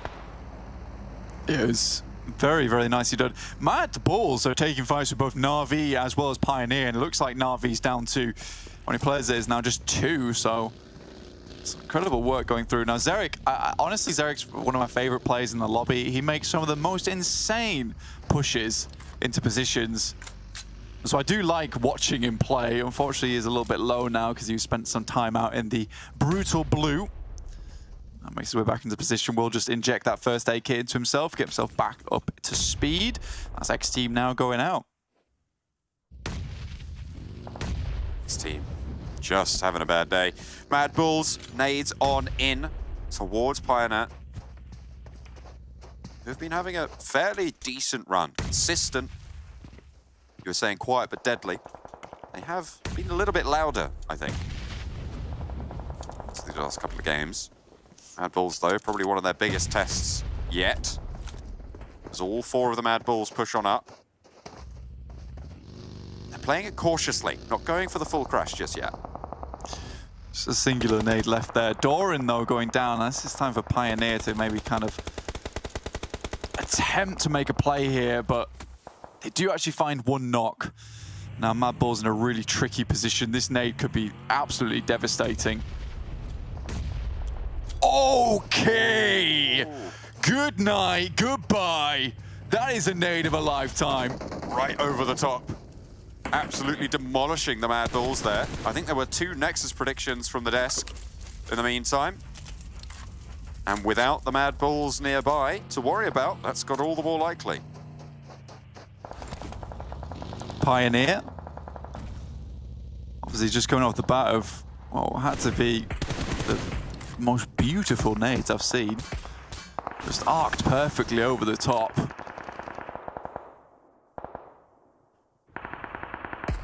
Unicorns of Love, they take a knock. TJB.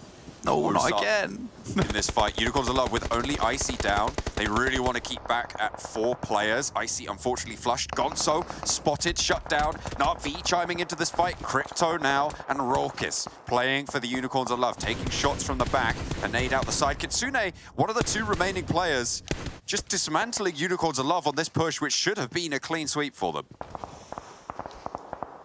It's GK first time though. Spots Raucus moving up. Shows him how to use the nade there. That's how you throw it through a window, mate. GK first find was at least 1. Now just Crypto has a nade through. Looks like he will try and go for the res there, and Crypto's just too far out of the way. This is the 2nd time in 2 games, Blank, that Unicorns of Love had tried to push on TJB with 2 players. Oh yeah, I know. They failed. Yeah, I said, that's what I was saying. No, not again. It's like deja vu, John. It's not good. Right. Yeah. Fair, Na'Vi did have a bit more of a hand in it, though. I would say so.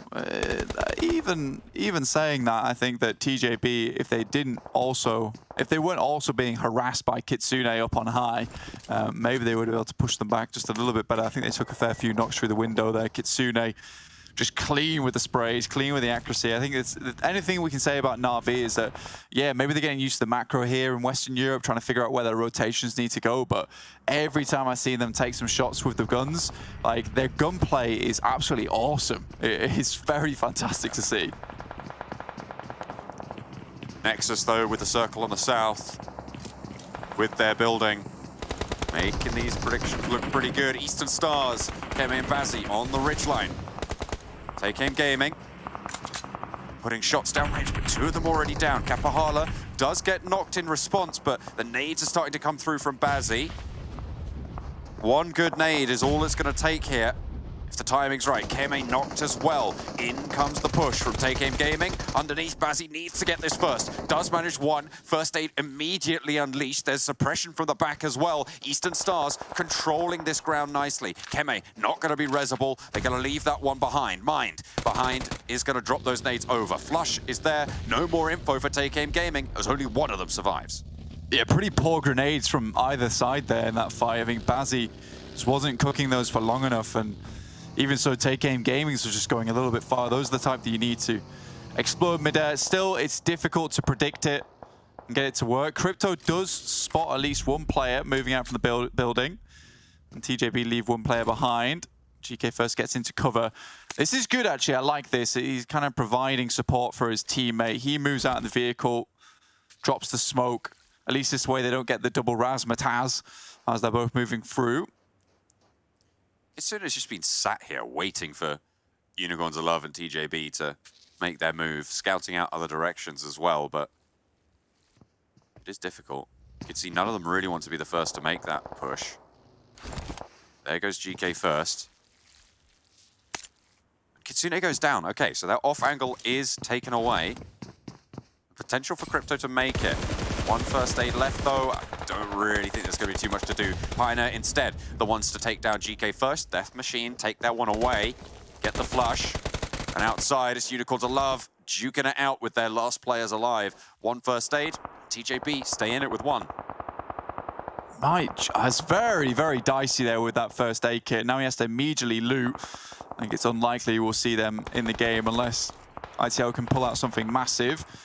Take Aim Gaming, 1 player left remaining. Game load also similarly down to just 1 player as they take a knock. That's Vito. Shots over towards Death Machine. And that's TJB going out. Arvalo trying to finish off PNL. PNL is going to go down, though, however, out in the zone. Arvalo eliminated as well. Game Lord out. Hard southwest shift right on top of Nexus. Yet again. QODEX on 3, PIONER on 4, but they have these hillsides to cross with 1 knock as well to try and get back to their feet. It's going to be very, very hard. Yeah, this is one of those incredible compounds. In South Asia, it's probably one of the most coveted compounds. Deadeye's guys love this one purely because I think they're kind of the TDM team, honestly. They love playing around this area. The walls are fantastic. You also have high ground to mess around with once things start to get a little less choppy in terms of player count in the lobby. It's another one of these compounds on Miramar where it's difficult to push. Similar to like the Sanhok compound we saw before, the ARB were holding on to. Ash is not getting... Oh, dear. How has he got through there? Just about getting behind the ridge. PIONER have a lot more to go. 4 Romanian men pushing in from the eastern side. Western side is Team Doom and PIONER. Northeast from QODEX. So Nexus Gaming needing to fend off all of these teams who don't really have that many sightlines towards each other. It's mainly these smokes which are going to be important. I really do hate this positioning as well on the map because it's one of those things where you think you're in cover, but because there's so many teams around you, even with the ridges and the ditches you can play in, you have to almost play with your back to the blue so you can eliminate at least one of those angles that you know you need to hold. Sarah should have seen that cross. Should be on the ball, just putting these smokes out. Looks like PIONER want to sweep around and take on Team Doom. But the shots from Nexus making this really, really hard. Again, knocked on the cross. Not going to be able to get away with it this time. Unfortunately, Team Doom do take a knock as Black-White out into the vehicle, moves around, and is going to hop on up. Not sure if they've figured out where he is in the smoke, finally able to deal with it. Team Doom on 2 now, needing to get this res to have a chance to push Nexus later. Yeah, Nexus have been having an absolute time of it here. If you look at just the top damage dealers, Doran, 677, and Sarah and Exo similarly doing some good work here. Next up to 7 eliminations. This map has been going very well. And by the way, this is the one map they played without Octavian. PIONER eliminated now, so that Western threat a little bit alleviated. 4 Romanian men, QODEX, all trying to push up. What can you do against the turrets of Nexus? Fortifying this compound. Not even Team Doom can see the players on that far fence. And nobody has the numbers to make this push. Yeah, the issue for Team Doom, even with 0 eliminations right now, is that they can't afford to peek out. They have to wait for the next circle and hope it drags away from Nexus's compound so that they have to leave. Even so, then they have to find a new place in the circle where there is cover available for themselves. Right now, all Nexus have to do is try and clear out as many teams as possible, as many potential sightlines, so that when they do eventually have to move away from this compound, which they don't because the circle is central. Oh my god. Oh, it's over. This should be a Nexus win. That's 3 in a row. That's 3 in a row that have just put straight on top of the Nexus compound. These circles gifting them this. 11 eliminations though, and sometimes you get the circle up, you get blessed. This is where you have to rack up the big numbers, right? 11 eliminations is nice, but they'd love to pick up a few more. We want to get just a little bit more aggressive with it. How many is that? 6 potential eliminations in the lobby, which would drag them up to 17 total, 32 pointer. Should be really, really good for them, honestly. They started the game on 38 points, Black, in 18th place. So, yeah, it would be very, very good. Almost doubling their score. A knock through the window for Team Doom as they roll down the hill. Perks, though, suffering heavily on the back line. That's the true Hail Mary there. You got to do something, but Phantom, is he on the roof? Managed to get all the way up there. I think he may have leapt up in the vehicle somehow. Okay, all right. Well, QODEX going down. That one's picked up by 4 Romanian men. They have no idea. What can Phantom do here? They do know. They do know. Oh, they definitely know. They definitely know now. Phantom up and trying to heal it out. Can he get the first aid off or a bandage or anything? In comes the push from Redox. The nade's already there. And now it's a matter of sweeping the final elimination under the rug. But Get Wrecked won't go down without a fight. 4 Romanian men, 2nd place. 15 eliminations so far. Nexus want to bring this up to 16. A short nade, but it's not cooked. 1 for the knock, but the second might be too much. No, repositions. And there it is. Finally getting the final spray down. 4 Romanian men fall, and Nexus Gaming with their compound hold. The circle rolling right on top of them. That's not Nexus Gaming, but Nexus Gaming do take the chicken dinner with a 31-point massive game. Absolutely, and with that, honestly, 17 eliminations. It's good stuff. Doran coming through. I've missed seeing this guy's face, man. 111, highest damage. Okay, yeah, 1,000 total over the top. Now that is time for a Kalaris little sound there. That's what we need. We need the Kalaris soundboard on our side so we can call that one out. 8 eliminations as well, but a really, really good game. And to be fair, getting 17 eliminations from that, it's necessary that when you get those extremely good positions in the circle, you have to capitalize off the top of it. It's just unfortunate, you know, Pioneer's not able to take over Team Doom's position. Well, there you go. That is the power of the compound that you said was one of the most coveted in Southeast Asia. Hopefully, we'll see that come through again, although maybe not with 3 or 4 hard shifts right on top of it. We're gonna hard shift back over to the desk. All right, wow, Nexus. Max is kind of smiling. He's kind of happy. James always looks happy. But they take the victory. And in a very good fashion as well, in a surprising fashion, in the sense of the amount of eliminations they're able to rack up. Also, the way Nexus was playing, Max, you pointed out, I think it was Doran you wanted to talk on in particular. We don't need to shut this. I want to talk about your 0 points, Jason. My goal is to be 0 this entire event, so technically I'm winning. It's not golf we're playing right now, Jason. What do you think we're doing? Need to get the rules set properly.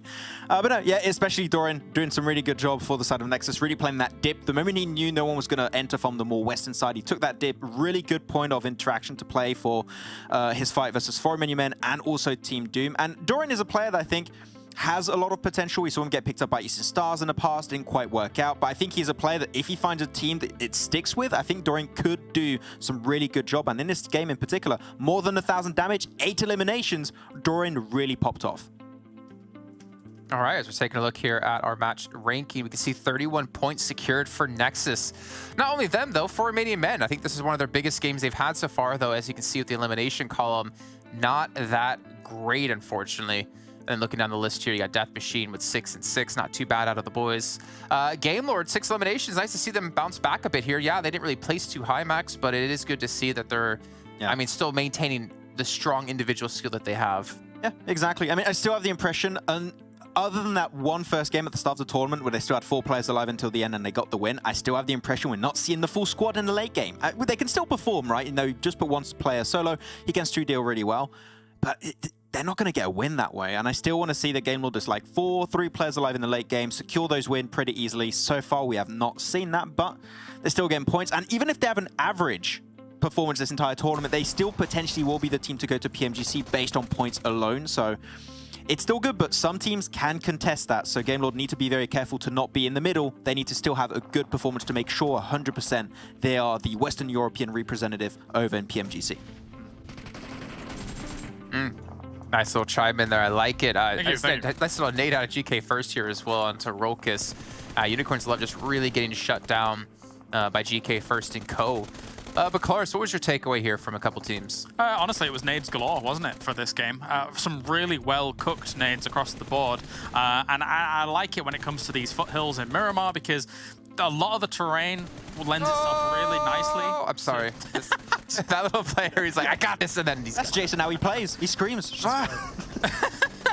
Yeah, he's a very loud player. But yeah, ultimately, a lot of these foothills lend themselves nice to like those nade arcs that we see just smoothly sail over. So some great cooks from a lot of these players. But I mean, there's a major reason we picked Nexus for this game as a whole. They had such a decent position. Max was alluding to it before. And I think the 3-1 split that they had to then rendezvous on this compound was absolutely pivotal as well. Having that anchor position is always important here when it comes to these foothills. And there you go. Woohoo! There you go. There's my That's the first one of the season. It is. Yeah, it is. That's weird, isn't it? Missed it. Go ahead, Max. Talk about it. Doran, his position. Doran, his position. Good. There you go. Wow. The hard-hitting analysis that Maxman brings here to the desk. It's good. It's good. It's pretty decent. No, he had that dip on the western side, as I said. The moment Pioneer are eliminated, you can play that dip to make sure that teams such as Team Doom, as Foreign Menu Men, are not going to pose that much of a threat. Like, we already talked about Doran quite a bit. Sarah, I want to talk about Sarah. We were very critical about this play in the past, where in any team he would be part of, we would require more to see from Sarah, and typically would show up a little bit later on in the season. He took 0 damage, and he was popping off 800 damage this game, 3 eliminations, 3 knocks. He has been doing some really good work this game around. So Sarah is a player that I want to see a lot more from, I would say, in the future moving on. So yeah, good from Nexus. Hopefully they can keep this type of rhythm going. Yeah, and for Nexus, right, they started the day off in 17th place with 32 points. That game alone almost double the amount of points they had in total from the first 2 days of play. So I'm actually curious in particular, have they moved up the leaderboards quite a bit?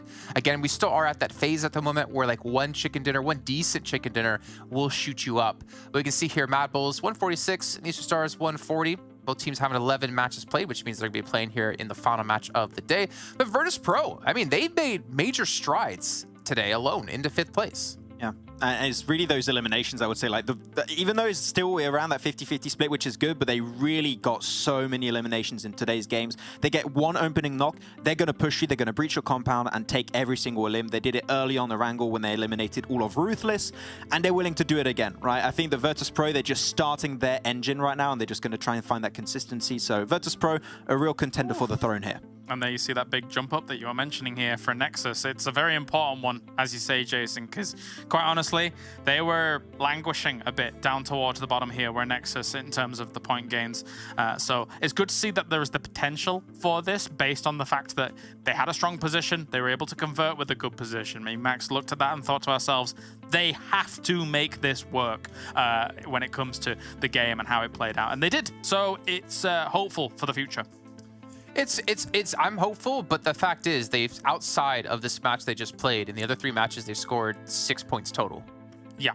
So that's a little bit rough, and obviously it can't be feast or famine for a team like this, especially if you only feast once so far in the event. But Nexus consistency is something they're definitely need to work on. But at least for me, plus side, again, they had such a good position in the zone there with the little building they had.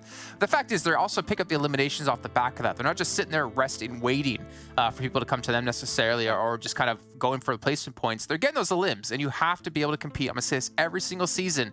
You have to be able to get those eliminations because those are key. Those are extremely important. Just like our final match of the day here, gentlemen. Sanhok, we have groups B, C, D, and E. So ARB not going to be there, Na'Vi not going to be there, Take Aim Gaming not going to be there, as well as TJB. So I'm really curious to see what's going to happen with all these teams and potential drop locations opening up. That's awesome for me because TJB is not going to bait me into picking them again for this Sanhok. So I'm excited for this one. Yeah, it's going to be a fun one. Also, Na'Vi not being on the Northwestern Island, potentially Eastern Stars are going to want to take more position. Potentially Big could try and do something similar. So I think there's a lot of opportunities up on the Northwest. So a lot of teams could try and play around that and definitely try and get a better Sanhok performance. And for you guys at home, this is the halfway point of our first phase. Remember, there's 3 phases throughout this entire event. At the end of each phase, the top 12 teams will play in an extra match of Livik with a little bit different points, where it's 10 points for first place. But those points get added to your tally. And at the end of that final match, wherever you are placed determines how many points you get straight into the finals. So you finish first place at the end of this, you're going to be sitting there on 20 points already in the finals, and then you have 2 more phases to go to collect as many points as you possibly can. Super important, consider, as you mentioned before, Max, that PMGC points on the line here, PMGC qualification on the line, especially for some of these teams, and for others, well, you got to make it through into the European regionals, and there's only 8 slots to do so. Yeah, it's going to be a race towards the top, of course. We'll have to see. We're not sure exactly how the points are calculated for this new format, but once it's decided, I think it might be down to the wire because Gamelord are now in first place. Eastern Stars were pretty close last season, right? They got themselves a lot of points in the spring season, so it's still like the shot in the dark as to who's going to make it, but Gamelord can't rest on their laurels. They still need a good league phase to make sure they will be the teams to go there, so they need to be able to start to get some good games in. One thing's for sure, a consistent roster and winning games probably going to sit you in good stead to move forwards, even if we don't know the full details. So yeah, exciting. All right, well, the details we do know is it's time to head to our last match of the day on Sanhok. So over to John and Alan and Blank to take it away. It's a TriCast. Hello, it's me, John, and Alan isn't here at the moment, but Blank is, so that's good.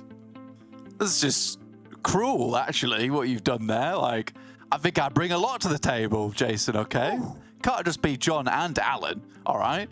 But here we are for the last game of the day. Obviously, we're heading over towards Sanhok. We had 2 Miramars, 2 Sanhoks, 1 Erangel, and we'll finish the day off on Sanhok for some jungle madness, which I'm absolutely all for here. I think Max hits the nail on the head at the end, though, with obviously Game Lord needing to really pull the socks up just a little bit, because right now they are falling behind, and a little bit too much behind, in my opinion.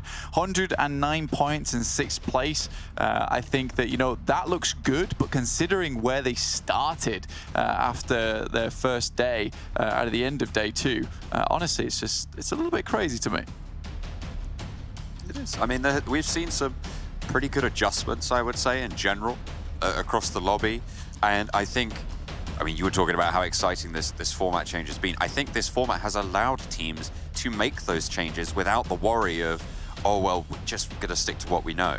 I really like the freedom that seems to have been gifted to this lobby. And we're seeing so many hot drops because of it.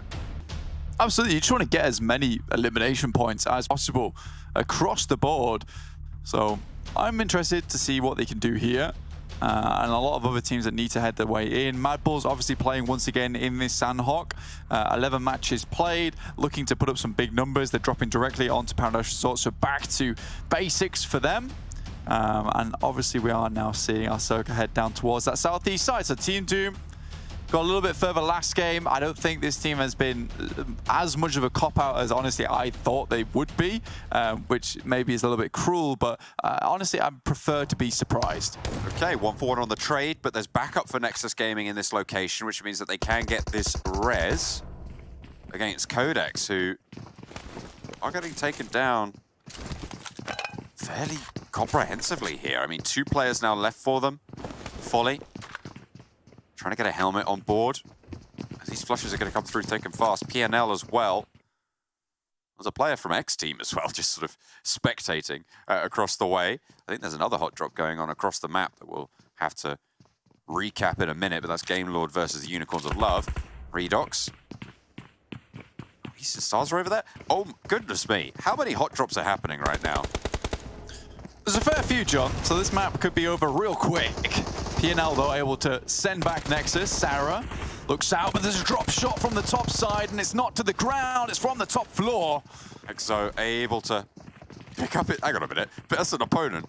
Not sure where you're going to take him, but the reposition comes through. Folly looking for the sprays around the corner. A close push again from EXO. This PNL is going to go down. Folly opens the doors, baits them out to think he's going inside, but it's not going to matter. Swings around the edge, gets cut down. And not a single player lost there. QODEX, twice on the day, having an awful time in here, PIONER. And, you know, their numbers just haven't lied today whatsoever. It has been a really, really rough one for them. They're able to find what they'd like to.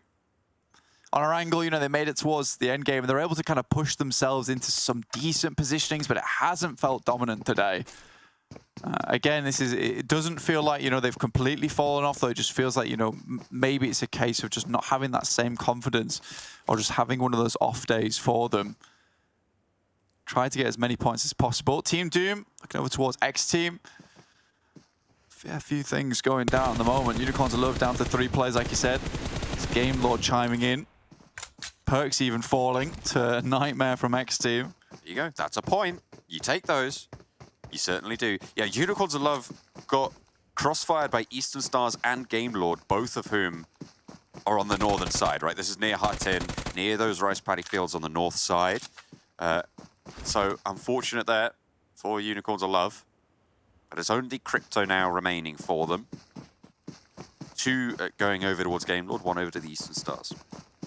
Yeah, I think for the most of the Sanhoks that Unicorns have been able to play, it's been a case where they've been able to drop quite comfortably here in Paddy Fields without 2 teams surrounding them, with Eastern Stars sending Bazzy across the side, who spots out Crypto, jumping around, will pull out the UMP, and it could be curtains for him. Or not. Bazzy. Oh, yes. No, oh, yeah. Sorry, yeah. Yeah. That works that way around, doesn't it? Okay. Yeah. Goodness me, it's all a little bit topsy-turvy for Unicorns of Love right now. They are not in this Sanhok anymore, certainly.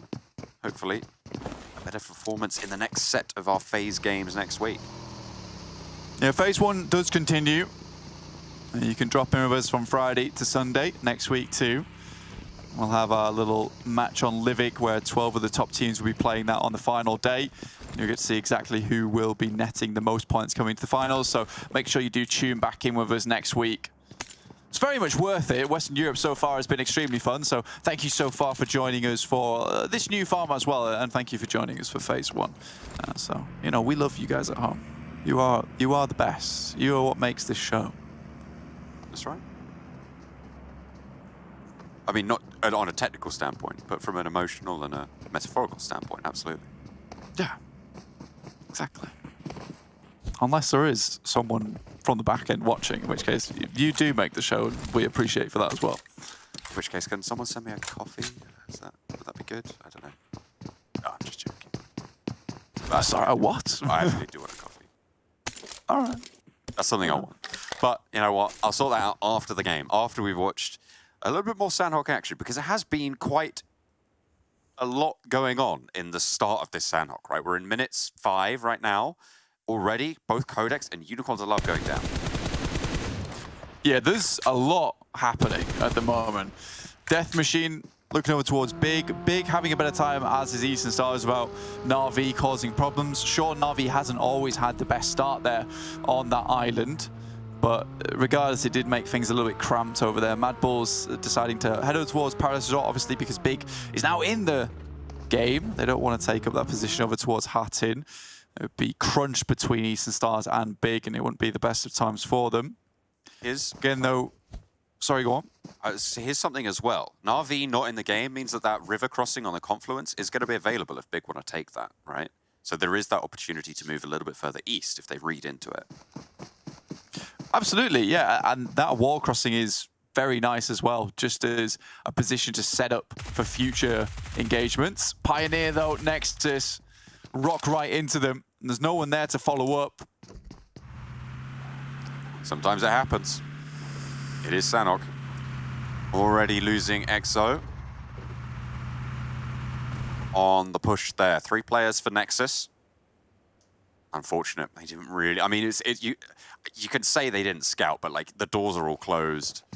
You walk into a building and there's a guy sat in a corner with a UMP. I mean, there's not a lot you can do. Yeah. I mean, you do have to, again, we mentioned this yesterday, is this assumption that everyone's in every single compound on Sanhok because the map is so small. Team Doom with an average 4 eliminations. You know, hats off to these guys. I think they've come a long way. They've come a long, long way, and I have only respect for Team Doom. They are currently surrounded by XTEAM, though. I don't know how terrifying that is, though. Yeah, you have to think that it's sort of a...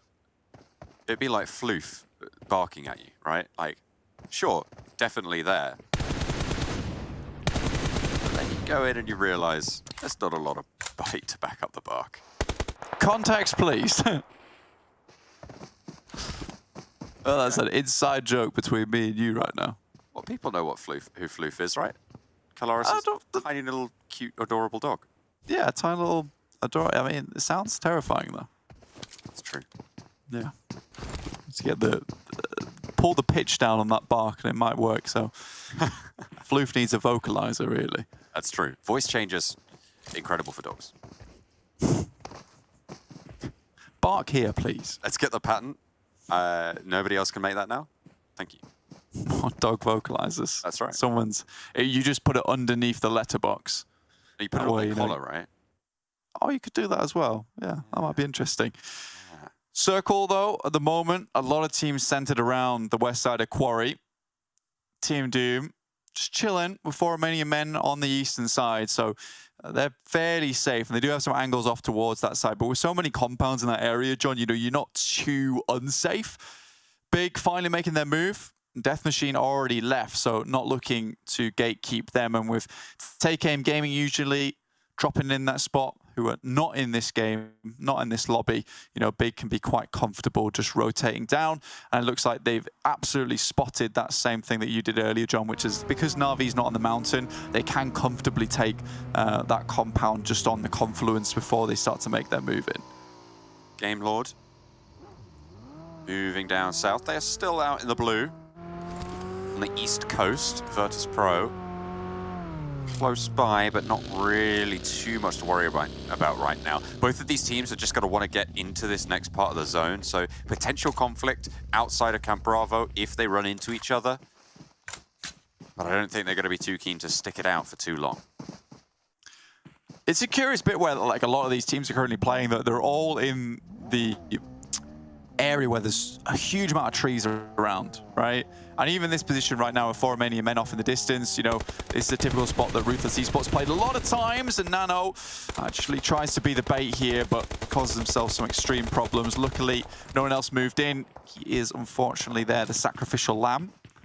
I mean, they're on the line, but the bait was ripped away, unfortunately, 4 Romanian men. Oh, okay. Fished themselves out a nade from up on high, and another one as well. These are good coming through from Ruthless Esports, and the off angle from Shockwave means that they are caught in a little bit of a trap there. One player getting flushed, get wrecked, is knocked as well. Good use of ordnance here. Yeah, I mean, you send Nano forward as a scout. It's sad that he tries to swerve left and immediately into a rock there, so can't quite get into cover. But regardless, like you said, the grenades coming through from Ruthless Esports have been absolutely fantastic. Some really good lobs over the top side. I don't think 4 Romanian men quite knew what hit them there. Not quite. Ulysses repositions further back. 4 Romanian men sending a volley of bullets their way. Rana knocked by Team Doom, who are also very close by. This is such a tight fit around the south side of Quarry. Only 2 players now alive for 4 Romanian men.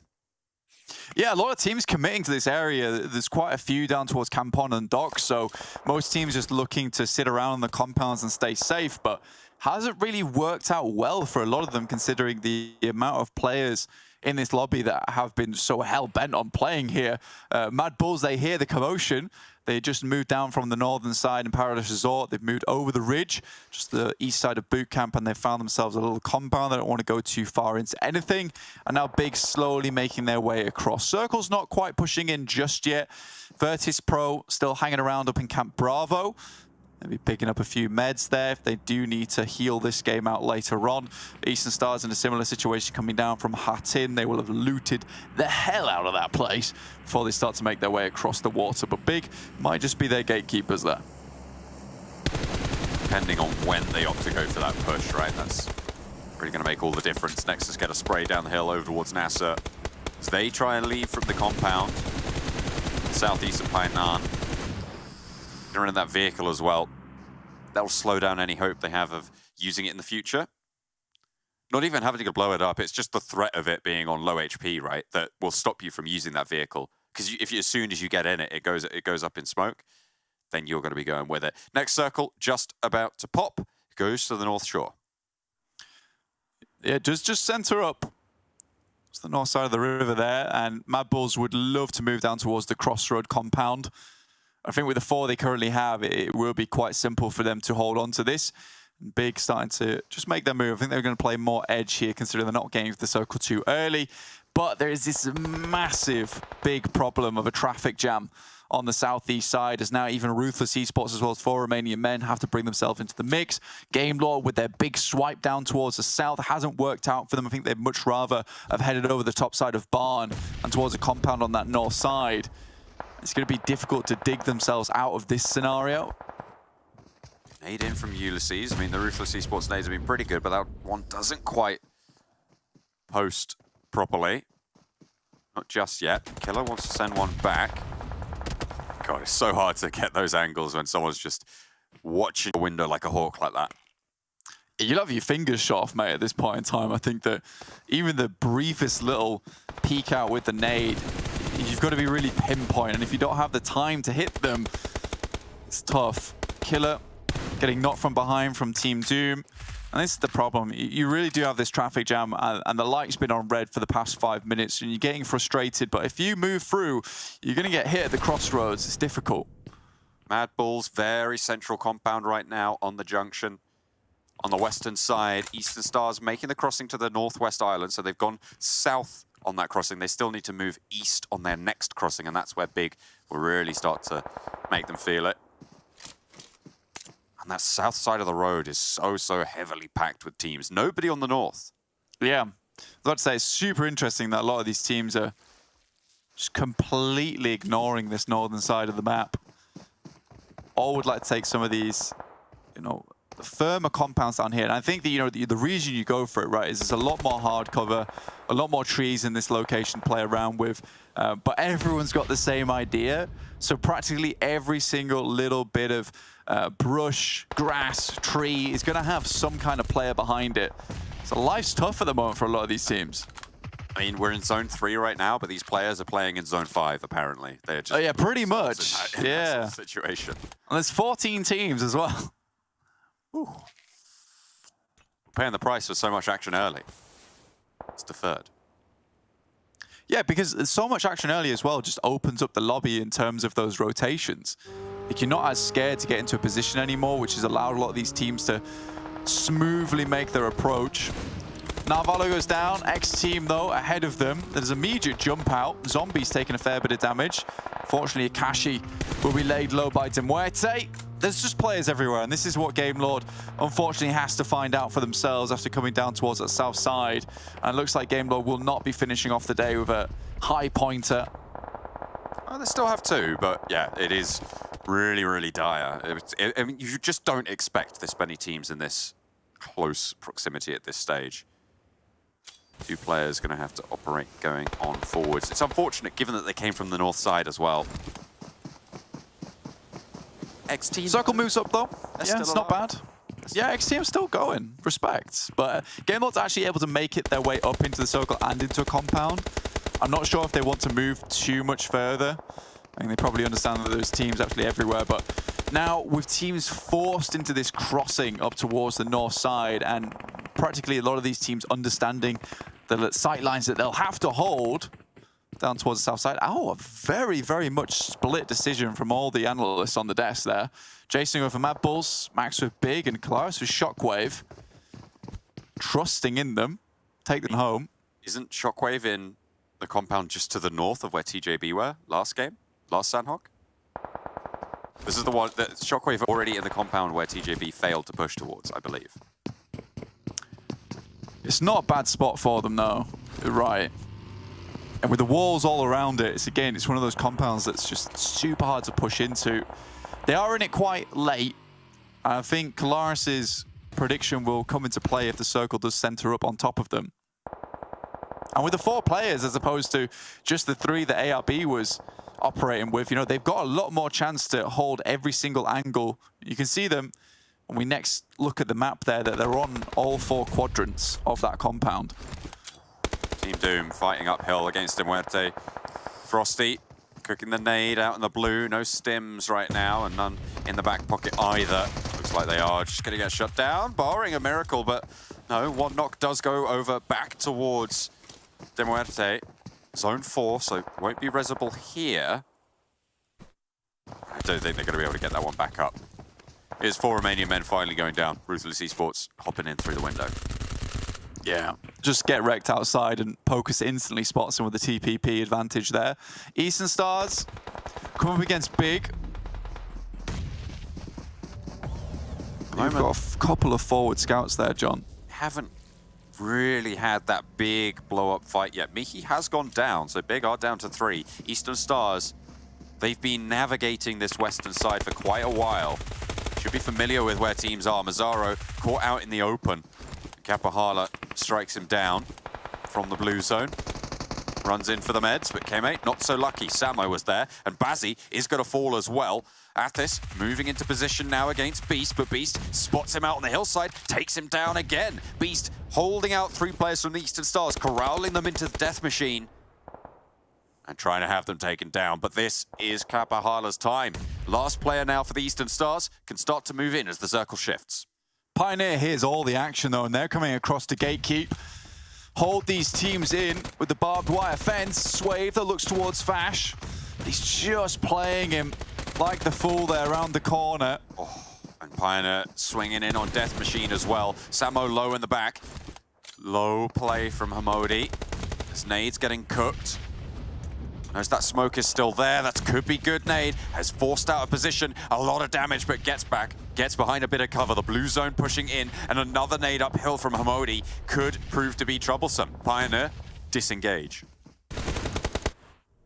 just pull back a little bit. They don't need to get up towards the circle now. MADBULLS do lose skills, try to push out, and I think that SHOCKWAVE, who saw that cross, is the difficulty, is that they're in open ground. They know they need to get through into the actual zone itself, though. With this being zone 5, they can't comfortably just hang around on the edge.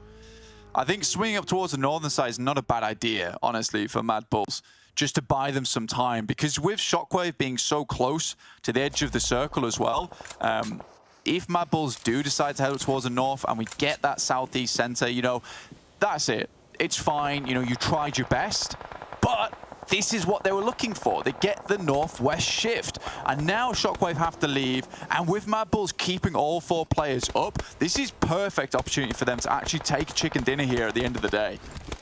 PIONER eliminated as well. Only those 2 4-player teams now left alive. MADBULLS shifting northwards to get into this next zone.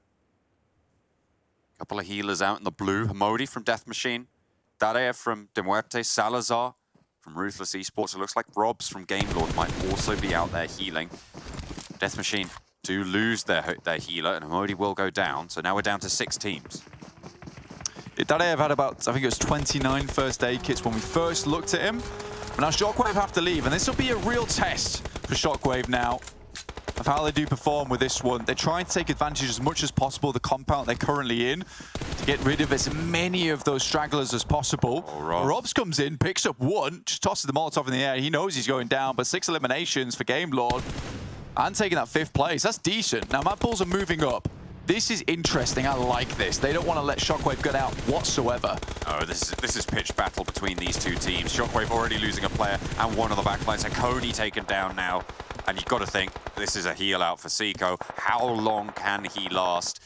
It's all MADBULLS all the way. There's no way they get taken down here as Coney finally falls. 8 eliminations on the Sanhok. And our tournament toppers top it again to end the final day of this week. Despite having a pretty rough start to it as well, they will lock in onto that top spot as we end the first weekend of Phase 1. Very unlikely anyone's able to do anything about this. Seco, yeah, just try and go for those heals in those final moments. I think for SHOCKWAVE, the issue comes in the fact that, you know, they don't throw those smokes out. They don't try and cross. And they just put too much faith in the compound.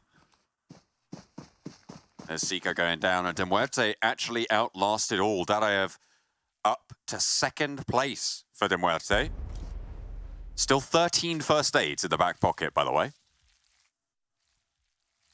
This could take a while. Yeah, this could take a while. Fortunately for him, he's not quite sure where he is on that leaderboard at the moment. So we'll get through these. But again, let's take a quick conversation about MADBULLS. Very, very consistent win coming through from them and coming down from Paradise Resort. Again, it's one of those things where they had so much freedom on that northern side. They didn't take too much damage. They were to play as 4 for so long. And everyone just got caught up in this nasty, just clump down towards Quarry. An unfortunate time. And again, I will reiterate it. I think the SHOCKWAVE just put too much faith in that compound. And not enough was done to think about that thinking ahead. Like, how do we leave this compound? How do we get up towards that north side should we have to leave? And MADBULLS just dropped the dancing at the end. Why not? They got nothing to worry about, really. They don't know where Darev is exactly. They think he could be close to the zone. So you do have to be a little bit wary. We have seen these situations get slightly hairy. But we know that the MADBULLS are absolutely safe. Yeah, stop that. There's nothing they have to play. And just makes the walk with the circle starting to close now as well. This is going to hit even harder. And without boosts, last first aid kit, that'll be MADBULLS taking the chicken dinner at the end of the day. Oh, come on, come on. Let me have it. Let me have it. There we go. Oh, this time, maybe? No? Let's see.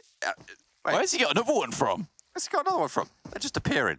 They're just appearing as there we finally. Okay, that's enough, Darev. We're done. We're done for the day. MUERTE go down 2nd place. MADBULLS, 8 eliminations. Chicken dinner on the final Sanhok. The first weekend of the first phase. The MADBULLS stay at the top for the end of this day. Very nice plays coming through. And like you said, holding on to that top spot is good. Game Lord also able to get a few points at the end there to try and drag their rankings up just a little bit. But as we head into the next weekend of Phase 1, which will be next week, reiterating that's Friday through Sunday, you can find out just if Game Lord can bring themselves back up to speed, or will MADBULLS continue with this just mad tear, honestly. They're currently performing, currently showing us. Fun day, though. Fun day. 2 Miramar, 2 Sanhok. I gotta love it. Yeah, and plenty of hot drops going through as well. These teams still yet to really lay dominant claim to so many of these locations on these maps. And with so many games in these phase sets, right, you can afford to have some of those, not bad games, but some of those games where you're expending some of your point earning potential in order to get it in future games. It's kind of a weird tournament sort of thing that starts to present itself. But I'm really liking how this format has changed things up over these last couple of days. I think you're kind of similarly inclined from what you've been saying, from the conversations that we've had, and I'm looking forward to the next week. But for now, we're going to go to the desk for the final time.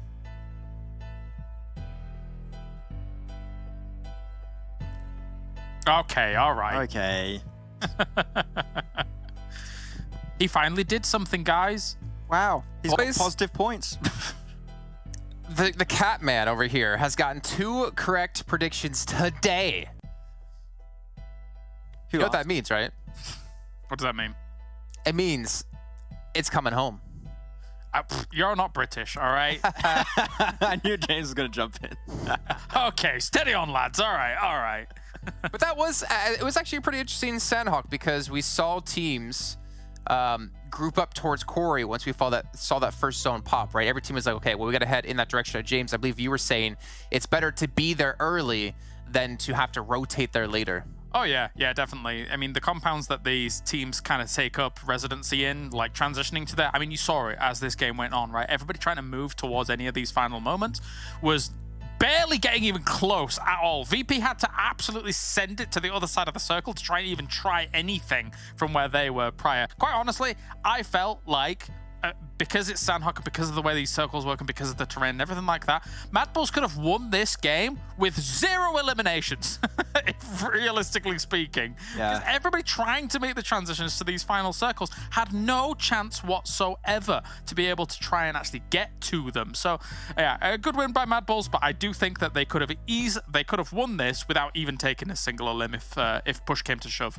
And I think the only team that could have been of any competition to them was actually Big. Unfortunately, on the second page, 13th place in terms of points, only 2 points, 1 elim, 1 placement point.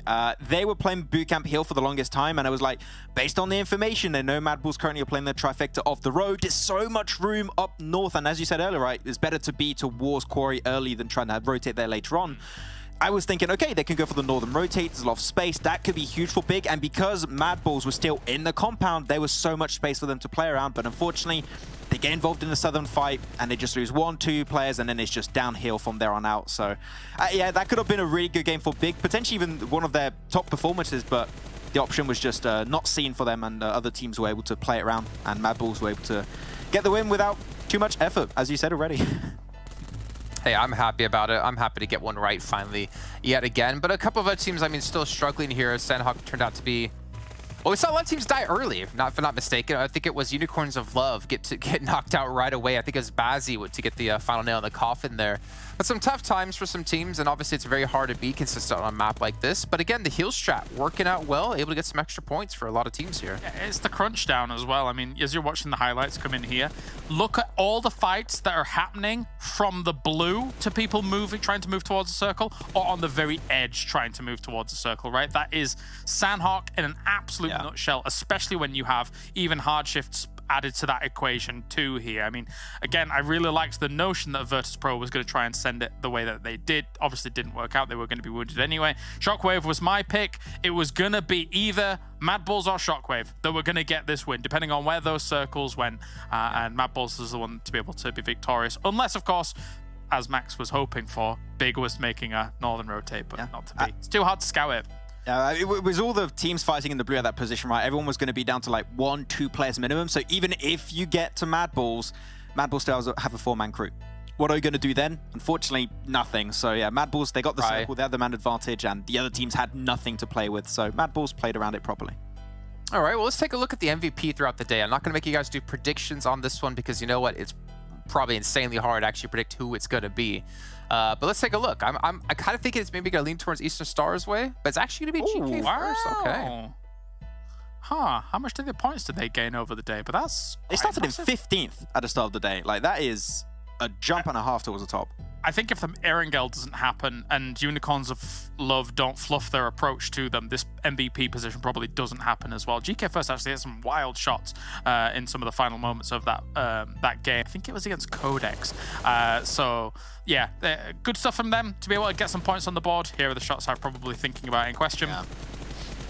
Yeah, doesn't make too much of a surprise in that game in particular. Like Unicorns of Love, you have Codex, and he has been, so far versus XTEAM on Miramar, didn't even see that one. So he has been present. Like GK First is clearly, I would say, still the star player for TJB, but the thing is the roster changes make it hard. But when he is in a situation like that, he will get some good plays, and that nade on Rock is like the timing on that, absolutely on point. So GK First is still playing around, but I still want to see TJB as a team rise up, and I think it just takes a little bit of time to get that because of the roster changes where we already brought up. I mean, that nade was actually clutch out of him too, because he only had one teammate alive and he was knocked, so he had to like get that nade and eventually get the pickup and potentially succeed from there. But speaking of succeeding, let's take a look actually at a recap of today and see what teams won which of the matches. If you missed out on any of the games, obviously you can always go rewind and go check them out, but more importantly, just to recap things for you guys at home, we had Eastern Stars starting off the day strong, fantastically strong. Finally get to see the Eastern Stars that we've been hyping up for such a long time, and then even ARB coming in with a big win on Sanhok. Yeah, that means that currently we're looking at MADBULLS with a total of 3 chicken dinners throughout all of the days. Like, MADBULLS are currently the team to beat, and they were already in the lead, but now they're just going to have a little bit more of a cushion, which is great. We're already at halfway done with this first phase. If they can remain up there, that's a free 20 points right away heading into the finals. So MADBULLS are looking great, and the finals, they're going to have a good kickoff to compared to the other teams. And our first varied day as well, which is nice. Obviously, in the past 2 days, we've had those double chicken dinners kind of add up for Codex as well as MADBULLS, but a lot of other teams now stamping their foot on the ground and making themselves known here coming in. So exciting to see. Yeah, MADBULLS currently at 169 points, so their lead was 27 at the start of the day. I believe it's now 24 at the end of the day, but Eastern Stars have been able to leapfrog Codex here into second place. But I'm pretty happy, looking down the list here, again, VIRTUS.PRO we touched on earlier on, PIONER doing a fantastic job considering they're the only team here in our top 8 without a chicken dinner, Max. Yeah, very elimination focused too. You can see that between the placement points and the eliminations. Without a chicken dinner, that is a very, very good kind of performance from them we've seen so far in this first part of the first phase. So yeah, Pioneer, I think the question is, like, can they retain into the next 3 days of this first phase? From what we've seen so far, there's some consistency in their playstyle when it comes to elimination, so I don't think we're going to see too many movements from there. I think where they stand is currently very good representation of what they've been able to show on the battlegrounds. Okay, we can see here down towards the bottom of the list. Okay, so next team's still going to be there, currently on 20 points. For Romanian men, I'm kind of surprised to see them actually this low. I thought they were very impressive when it came to last season. I was quite pleasantly surprised by them, but it seems like they're struggling so far here in the fall season. They had some central positions throughout the day, and I think even I said to you guys whilst we were watching game, even though they had a really good position in a particular game, I'm like, unfortunately, don't bet on for Romanian men here. I don't have much confidence in their ability to round out games in some situations just yet, even though we know that they can, as we've seen it in past seasons. But in this lobby right now, it's not coming together just yet. We need to see that tighten up.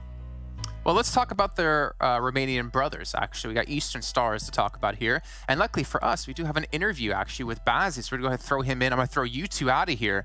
But please come back to round out the day. And you've seen these guns. I clearly could pick up, probably none of you. Maybe John I could pick up. But anyways, Bazzi, first of all, man, I got to check. Can you hear me? We good? You all good on your side? Yeah, I can hear you. Everything is good. Hello, what's up? Perfect. Hello, man. Well, obviously, thank you for doing this interview. But I'm going to go straight into it, right? I don't want to ask you how you prepared for the event. I don't want to ask you, who are the big teams you're looking out for. I'm going to ask you off the bat, has this season of PMPL played out the way you expected it to?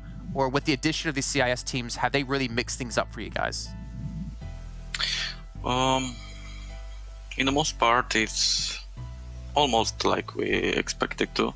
But we expected the CIS teams to be better, to be on the top, And then it's you guys on the top, right? You're currently in second place. Yeah. Okay, well, what about some changes you've had within the team? You guys have obviously been around in Western Europe for quite a long time, but you have Keme coming into the team. What has he brought to the roster for you guys, and have you guys been really satisfied and happy with his performance so far? Yeah, since he joined our team, everything improved and got better. Okay. Yeah, I mean, we're seeing that, right? You guys are doing fantastic this event. Maybe looking towards more general things. PMGC, right around the corner. You guys haven't been able to maybe live up to how good you can be when it comes to Western Europe when you play in these regional championships. Have you guys been able to like figure out any flaws from previous seasons, and now if you get there, you're ready to show the world what you got? Yeah, of course. And we will still train for that. Yeah.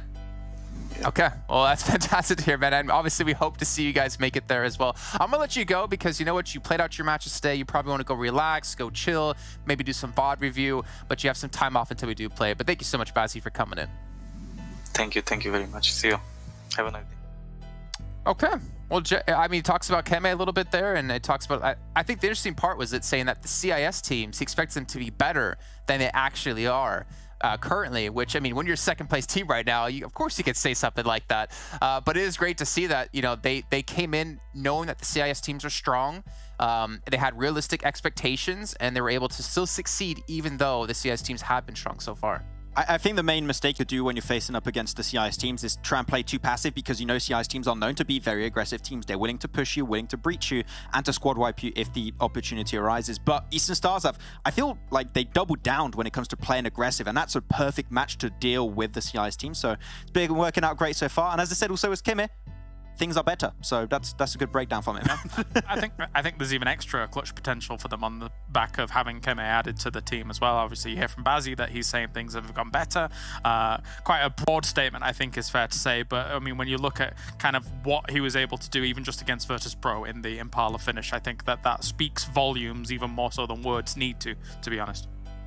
Okay, well, gentlemen, that does round out our first half here of Phase 1. We are going a little break, though. We have 4 days off until we're back on Friday for the continuation of the first phase. And at the end of those 3 days of play on that Sunday, remember, we will have a 6th match. It's going to be on Livik with the top 12 teams so far within this phase. And once that match is done, we know how many points teams have been able to accumulate already into the finals.